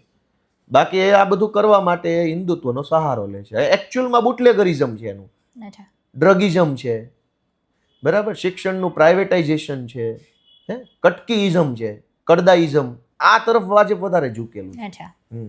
આમ તો બહુ બધા પ્રશ્નો ગોપાલભાઈને પૂછ્યા છે આપણે. રાજકારણ છે, ખેડૂત છે, અત્યારે લોકોનું શું વિચારો છે, લોકોના શું પ્રશ્ન છે, ઘણા બધા પ્રશ્નો પૂછ્યા છે. છેલ્લો પ્રશ્ન ખાલી એટલો કે એક ધારાસભ્ય તરીકે, ધારાશાસ્ત્રી તરીકે, ખેડૂત તરીકે, વ્યક્તિ તરીકે જેટલા પણ લોકો જોઈ રહ્યા છે આપને, જેટલા પણ લોકો આપને સાંભળી રહ્યા છે, એમને આપના તરફથી કોઈ એવો સંદેશો આપવા માંગો છો? કોઈ નહીં, બી વાત? કાંઈ સંદેશ આપવાનો ન હોય. લોકો મહાન છે. જનતાના કોમન કોન્સેન્સસ ઉપર આપણે ક્યારેય પ્રશ્ન ન કરી શકીએ. અચ્છા. સામૂહિક વિચાર શક્તિ છે ને જનતાની, હમ. એ મહાન છે. પણ હું વિનંતી કરી શકું કે અચ્છા. ભાઈ તમારો આત્મા જગાડો, જુઓ, વિચારો. આ બધું જે કંઈ ગુજરાતમાં હાલે છે એ યોગ્ય નથી, આવું ન હોવું જોઈએ. દુનિયાના બધા દેશોમાં રાજનીતિ છે, નેતાઓ છે, ચૂંટણી છે, અને એ દેશની વ્યવસ્થા કેવી છે ને આપણા દેશની કેવી છે અચ્છા. એ જરાક જુઓ, કમ્પેર કરો. હમ. આજકાલ તો આપણે મોબાઈલ લેવો હોય ને તો ઓનલાઈન 3 વેબસાઇટ ઉપર કમ્પેર કરીએ Check છીએ. કરીએ છીએ એમેઝોનમાં આપણે. સારું છે, ફ્લિપકાર્ટમાં છે કે મંત્રામાં સારું છે. હમ. કમ્પેર કરવાની તો આપણે કમ્પેર બધું જ કરીએ છીએ. તો રાજનીતિમાં કમ્પેર કેમ નથી કરતા કે ભાઈ કોણ વધારે સારું આઉટપુટ આપી શકશે? તો પોતાના હાથમાં જગાડે લોકો, પોતાના મનને પૂછે કે આ આવું ના હોવું જોઈએ. આપણે બધાય આમાં આપણા મનથી જોડાઈએ રાજનીતિમાં. જે સારો માણસ હોય એને ચૂંટણી જીતવામાં મદદ કરીએ, સારા માણસને મોટિવેટ કરીએ, પ્રોત્સાહન આપીએ કે વધુ ને વધુ સારા લોકો રાજનીતિમાં આવે. એનું પ્રોત્સાહન જનતાએ જ આપવાનું છે. જનતા જ સપોર્ટ નહીં આપે તો બુટલેગરો ચૂંટણી જીતતા રહેશે. તો લોકોને, યુવાનોને બધાને એક વિનંતી છે કે આત્મા જગાડો, રાજનીતિમાં રસ લ્યો, સારા માણસોને સપોર્ટ કરવાનું રાખો અને સરખામણી કરો કે કમ્પેરેટિવલી કોનું કામ સારું છે. બસ આટલી વિનંતી છે મારી. પાટીદાર આંદોલનની આપણે વાત કરીએ તો એમાં 2 પ્રશ્નો પૂછવા માંગીશ કે પાટીદાર આંદોલન છે એ સમયમાં રાજકીય લાભ છે એ લોકોએ વધારે લીધો એવું તમને લાગે છે? કયા લોકોએ? કોઈ પણ લોકોએ. તો લોકોને રાજકીય લાભ મળવો જ જોઈએ ને, એમાં શું વાંધો? પાર્ટીઓ લઈ જાય એના કરતાં લોકો લઈ જાય લાભ તો સારી જ બાબત છે ને. અને મળ્યો છે, જનતા ગુજરાતના તમામ લોકોને લાભ મળ્યો છે અને તો સારી બાબત છે. ખાલી નેતા અને નેતાના છોકરાઓને વેવાય પૂરતું થોડું રહેવું જોઈએ મર્યાદિત. રાજકીય લાભ બધાને મળ્યો અને તો સારું. પછી એ સમયે તમે પણ અગ્રીમ ભૂમિકામાં હતા, હાર્દિક પટેલ છે એ પણ આગળ પડતા હતા, તો હાર્દિક પટેલ સાથેના સંબંધો વિશે શું કહેશો? અમારો સંબંધ સારોય નહીં ખરાબ નહીં. અચ્છા. હા, ન્યુટ્રલ છે અત્યારે. ન્યુટ્રલ. એટલે બંનેનો પક્ષ અત્યારે, પક્ષને લઈને અત્યારે સંબંધમાં કોઈ નહીં, પણ વસ્તુમાં સંબંધ એટલે કઈ અમારે શું સંબંધ? શું ભાઈબંધ દોસ્તી, hi hello how are you નો હોય એ વખતે. હવે તો એ ન હોય ને, એ એનું કામ કરે છે, હું મારું કામ કરું છું. એ વિરમગામમાં કામ કરે છે, હું વિસાવદરમાં છું. એમાં બીજું શું હોય સંબંધમાં? કઈ રોજ સવારે ચા પાણી કરવા ભેગા થવાનું નથી. હા, ક્યારેક વિધાનસભાની ગેલેરીમાં ભવિષ્યમાં આમને સામને મળવાનું થાય તો નમસ્તે હાય હેલો કરીએ, બીજું શું હોય? હા. અને એક છેલ્લો એ રીતે સવાલ કે જો ગોપાલ ઇટાલિયા મુખ્યમંત્રી બને છે તો પરિસ્થિતિ શું હશે? નહીં, એટલે આ છે ને એક બહુ નાનો સવાલ છે. અચ્છા. બહુ નાની વાત છે. મુખ્યમંત્રી, મંત્રી તંત્રી બની જાવ ને એ બહુ નાની વાત છે. તમે મને એમ કહો કે ગુજરાતના કુલ કેટલા મુખ્યમંત્રી નામ તમને મોઢે યાદ છે? કેટલા? કેટલા પણ? 2, 5, 7? બન્યા કેટલા? દુનિયા મુખ્યમંત્રીઓને ભૂલી જાય છે, મંત્રીઓને ભૂલી જાય છે, વડાપ્રધાનોને ભૂલી જાય છે. બહુ નાની વાત કરી. અમે એવું કામ કરવા માંગીએ છીએ કે આ ગુજરાતમાં 500 મુખ્યમંત્રી બની જાય ને તો નામ ગોપાલ ઇટાલિયાનું સમાજને યાદ રહેવું જોઈએ કે આ ભાઈ આ કામ કરતો ગયો. તમે એવડા મોટા વિઝન ઉપર હાલીએ છે. હવે તમે નાનો પ્રશ્ન પૂછો, મારે શું જવાબ દેવો? એટલે કેવું કે વ્યક્તિ તરીકે એમ થાય કે ગોપાલભાઈ અત્યારે આટલું સારું બોલે છે, આટલા કામ સારા કરે છે, તો જો એ મુખ્યમંત્રી બનશે તો કેવા પણ હું એ જ કહું છું, તમે મુખ્યમંત્રી નાની વાત કરી. તમે અત્યારે એન્કર છો, હું તમને એમ કહું તમે ટાઈપિસ્ટ બની જાવ તો કેવી રીતે કામ કરશો? તો તમે વિચારો ભાઈ, હું અત્યારે એન્કર છું, ટાઈપિસ્ટની ક્યાં ચર્ચા જ છે? બરોબર છે. તો મુખ્યમંત્રી બની જવું નાની ઘટના છે. તમે સમાજમાં એવડું મોટું કંઈ પરિવર્તન લઈ આવો, એવડો મોટો વિચારનું વાવેતર કરો કે સમાજનું 100 વર્ષનું ભવિષ્ય બદલાઈ જાય, એ મોટું કામ છે. અચ્છા. હું મુખ્યમંત્રી બની જાવ એ મોટી વાત નથી. એવા ઘણા બની ગયા, તમને 10 નામ નથી આવડતા. ગુજરાતમાં 10 નામ નથી યાદ આપણને, તો શું મતલબ છે મુખ્યમંત્રી બની ન બન્યા? બનશું, જ્યાં ભગવાનને જનતા બનાવશે ત્યારે એ અલગ વિષય છે. અમે એમ ઈચ્છીએ છીએ કે ગુજરાતની અંદર વ્યવસ્થા બદલાવી જોઈએ. જે વ્યવસ્થા રૂપિયાવાળા માટે બની છે એ લેવલની એવી વ્યવસ્થા ગરીબ માણસ માટે બનવી જોઈએ. લોકોને અધિકાર મળવા જોઈએ, સન્માનપૂર્ણ જીવન મળવું જોઈએ. આજ માણસના જીવનમાં સન્માન નથી. અલ્ટિમેટલી માણસને જીવવા માટે શું જોઈએ? થોડીક લાગણી અને થોડુંક સન્માન. રૂપિયા હોય પણ ઇજ્જત ન હોય તો? ખિસ્સામાં 5 લાખનું બંડલ ભરીને નીકળો અને એક કોન્સ્ટેબલ તમને 2 ગાળો દઈ જાય તો શું કરશો? બરાબર છે. તો 5 લાખ રૂપિયાની વેલ્યુ કંઈ નહીં રહે, તમને પેલો ઈગો હર્ટ થઈ જાય. તો વ્યવસ્થા એવી બનાવવી જોઈએ કે જ્યાં દરેક માણસનું સન્માન હોય અને દરેક માણસની લાગણીઓની કદર હોય. ભલે કામ થાય કામ ન થાય પણ કદર તો થાય. તો અમે ઈ વ્યવસ્થા કેમ બને એની લડાઈ લડી રહ્યા છીએ. એમાં મુખ્યમંત્રી એક માઇલસ્ટોન હોઈ શકે પણ ડેસ્ટિનેશન પોઈન્ટ નથી. એક પેલો થાંભલો આવે ને કે અમરેલી 20 કિલોમીટર, તો એ અમરેલી 20 કિલોમીટરનો થાંભલો હોઈ શકે પણ અમરેલી એ નથી. અમરેલી એ છે કે આખી સિસ્ટમ બદલાય, કેવી રીતે માણસના જીવનમાં બહેતરી આવે, બેટરમેન્ટ કેમ આવે, એ લડાઈ લડીએ છીએ. એમાં જે કાંઈ રોલ, ભૂમિકા જનતા અમને હોપશે, ગુજરાતના ખેડૂતો કે ઈશ્વર હોપશે, એ ભૂમિકા વધુ સારી રીતે નિભાવવાની કોશિશ કરશું. હવે રેપિડ ફાયર છે, આપણે એ શરૂ કરીએ. એમાં હું થોડા પ્રશ્નો પૂછીશ તમને, એમાં તમારે માત્ર એક શબ્દમાં જવાબ આપવાનો છે એ પ્રશ્નનો. શરૂઆત આમ આદમી પાર્ટીથી કરીએ. આમ આદમી પાર્ટી તમારા માટે? આમ આદમી પાર્ટી અમારું એક પ્લેટફોર્મ છે જેની ઉપર અમે જનતાની સેવા કરી શકીએ છીએ. ઓકે, એટલે એક શબ્દમાં કેવું હોય તો કોઈ? એક શબ્દમાં કેવું હોય તો આમ આદમી પાર્ટી એક અમારું ઇમોશન છે. ઇમોશન છે. પછી એક શબ્દમાં આપના માટે ભાજપ? ભાજપ ભ્રષ્ટાચારી. એક શબ્દમાં કોંગ્રેસ? એમાં કાંઈ નથી કેવું. અચ્છા, એટલે એના માટે એક શબ્દ પણ અત્યારે કંઈ કહેવું જ નથી. પછી ખાસ તો લડવૈયાઓ તરીકે 2 વ્યક્તિના નામમાંથી મારે એક વ્યક્તિનું પૂછવું છે. આંદોલનકારી તરીકેના પણ ચહેરા સામે આવી ચૂક્યા છે અને અત્યારે રાજનેતા તરીકે પણ ચહેરા સામે આવ્યા છે. તો હાર્દિક પટેલ ને અલ્પેશ ઠાકોર, એમાંથી ધારો કે હું એમ પૂછું કે મમ્મી ગમે કે પપ્પા, તેનો શું જવાબ હોય? ન જવાબ મળી શકે. આ તો ઘણીવાર આવું હોય. એ તો હોનો વિષય છે, એમાં કઈ એક જ વસ્તુ થોડી હોય. અચ્છા. ચમન में इख्तलाको बू से बात बनती है, तुम ही तुम हो तो क्या तुम हो, हम ही हम है तो क्या हम है. એટલે 10 વીઘાના ખેતરમાં ખાલી ગુલાબ જ હોય ને, 10 વીઘાના, અચ્છા, તો એને બગીચો કહેવાય, ગુલાબનું ખેતર કહેવાય. ગુલાબનું ખેતર 100 પ્રકારના ફૂલ હોય તો આપણે એને બગીચો કહેવાય. તો બગીચામાં વધુ મજા આવે, ખેતરમાં વધુ મજા આવે? બગીચામાં. તો બધું છે એની જ મજા છે. અલ્પેશ ઠાકોર છે, ગોપાલ ઇટાલિયા છે, તમે છો, હાર્દિક છે, એની જ મજા આવે. તમે એમ કહો 2 માંથી એક કોણ, એમ થોડું હોય, એવું થોડું હોય. બધું છે એની જ મજા છે. એક વસ્તુ હોય ક્યાં મજા છે? આપણે ગુલદસ્તો આપીએ તેમાં કેટલા કલરના ગુલાબ હોય છે? અલગ અલગ કલરના આપણે આપીએ. મજા એ જ વાતની છે કે બધું છે, સારું છે, ખરાબ. એમાં બધા કલરના ગુલાબ આપો ને એમાં ગુલાબી ગુલાબમાં જ સુગંધ આવતી હોય, બાકીના સુગંધ ન આવતી હોય. તો એ હોય છે ને. આ તો એવું હોય, આમાં ઘણા ગુલાબ હોય તો ખરા પણ એમાં સુગંધ ન હોય, પણ તોય હોવા જોઈએ. અચ્છા, આવી ગયો જવાબ. ખૂબ ખૂબ આભાર તમારો અમારી સાથે ગોઠડી પોડકાસ્ટ પર જોડાયા અને ઘણા બધા વિષયો પર વાતચીત કરી. દર્શકોના પણ ઘણા બધા પ્રશ્નો હશે અને એ પણ એમ થયું હશે કે આજે ગોપાલભાઈ ગોઠડી પોડકાસ્ટ પર આવ્યા છે તો આ પ્રશ્ન તો પૂછાવો જોઈએ. એટલે પૂરતા પ્રયત્નો કર્યા છે બધા જ પ્રશ્નો પૂછવાનું એમને, કે જેમાં રાજકારણ, ખેડૂત, યુવાન, આપણે નાગરિક, બધા જ લોકો તેમાં આવી શકે. ખૂબ ખૂબ આભાર તમારો અમારી સાથે જોડાયા. અને તમારા લોકોનો પણ ખૂબ ખૂબ આભાર કે આપે આ પોડકાસ્ટ નિહાળ્યો. બસ આમને આમ ગોઠડી પોડકાસ્ટ બાય અવર રાજકોટ પર પ્રેમ વરસાવતા રહો. અને જો તમે સબસ્ક્રાઇબ નથી કરી તો યુટ્યુબ ચેનલને સબસ્ક્રાઇબ કરો, ફેસબુકમાં પણ ફોલો કરી શકો છો અમને. ખૂબ ખૂબ આભાર.